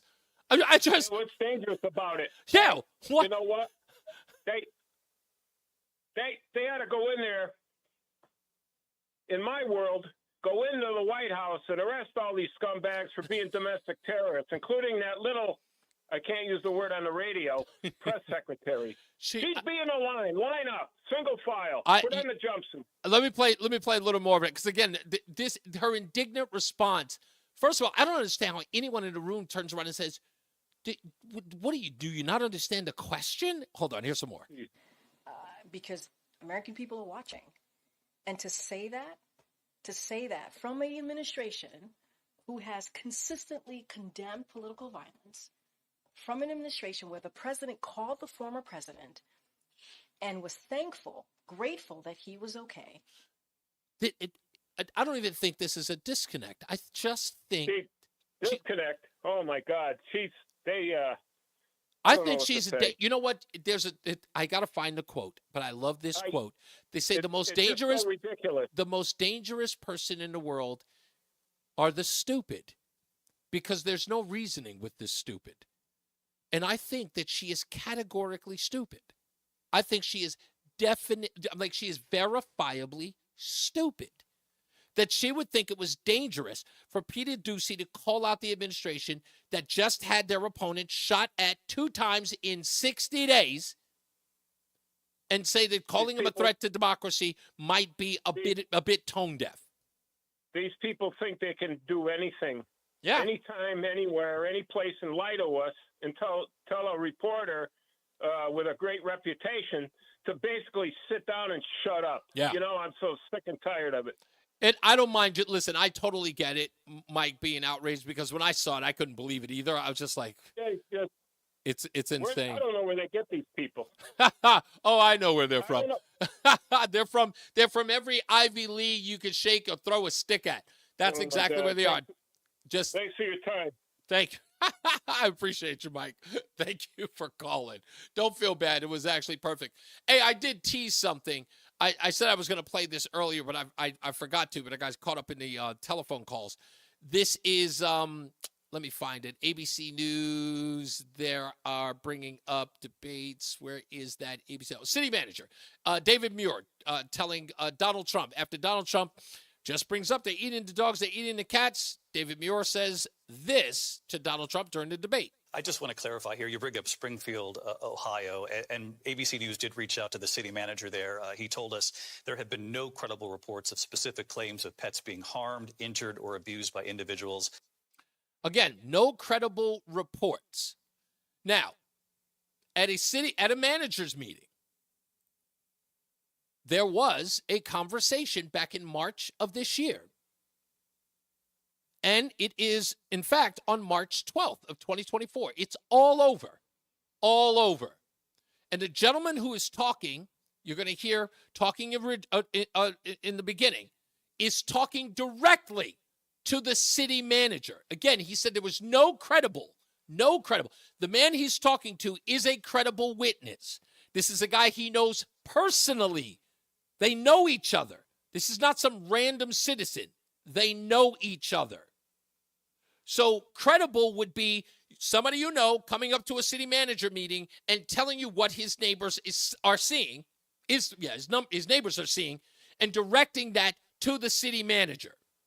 So he lied when he said there was nothing credible because this is his friend. Laws and culture is 180 degrees different of what they're used to. And one of the things that I heard that bothered me very much, I've actually had quite a few people contact me here lately, is some pretty horrid things occurring to domesticated animal in the neighborhood. We've had some stuff in the park that, again, they're being taken advantage of for reasons other than, and if you shake your head, Brian. No. I asked me if there was proof. Okay. You just don't have proof of it. And people that have confided in me have asked me for anonymity. I can't give their names up. I mean, we haven't seen the proof that you're telling me. And I've heard about it. Yeah. Laws and So there's Brian saying he had heard about it. He said he hadn't seen any proof. But again, what did David Muir say? There was no credible. They know. Credible. It's not about whether or not he's seen any evidence. David Muir said this. I just want to clarify here. You bring up Springfield, Ohio, and ABC News did reach out to the city manager there. He told us there have been no credible reports of specific. No credible reports. Reports. Not credible evidence. No reports. This is somebody that he knows who told them like on March 12th that neighbors had come to him and alarmed him. And Brian said he'd also heard it either, but he did not see any verifiable proof of that. But he can't say that there were no reports. So again, I very much hope that ABC gets called down to Congress. I hope they're serious about it. And I hope this whistleblower comes forward. I think they're going to be on the Gateway Pundit. The lawyers, at least talking to the folks over at the Gateway Pundit. And I hope I get that report soon. Anyway, we'll talk about a whole bunch of stuff tomorrow. Don't forget to come back and join us here. As I always say, radio is free, so we thank you for paying attention. Remember to keep JC in your hearts and in your minds. Sean Patrick, we love you, and we miss you. Remember that panic is not planning, so plan your work and work your plan. Me, I'm Reese on the radio. You have a good night, a pleasant tomorrow. And Mark Christopher is in the BPS Traffic Center with another. Is this your last look at the traffic before you go home, Mark? I got one more after this. Okay. One more after this. All right, no problem. John Silva. So right. If you're heading into downtown Hartford right now, overall, we're pretty good. All right, dog. Point out Thank us all. Let's do it again tomorrow. Yes, sir. See you mañana. You got it, This man. traffic Bye. report being by W.I. Clark Company, and that is 9 northbound. That is shut down at exit 32 in Berlin because of a motorcycle accident between exit 32 and 34 on the northbound side. All right, everybody. Everybody, y'all be good to each other. We're going to actually have something funny tomorrow on the on the Kamala Harris front. We've got some audio of her new campaign slogan. Thank you. Oh, thank you, Craig. Much appreciated, man. I hope that's I'm hoping in the next ratings that we get that people are running to the show. So yeah. Thank you, man. I much appreciate you. All right, I got to go. Finally got to go eat dinner. You guys be good.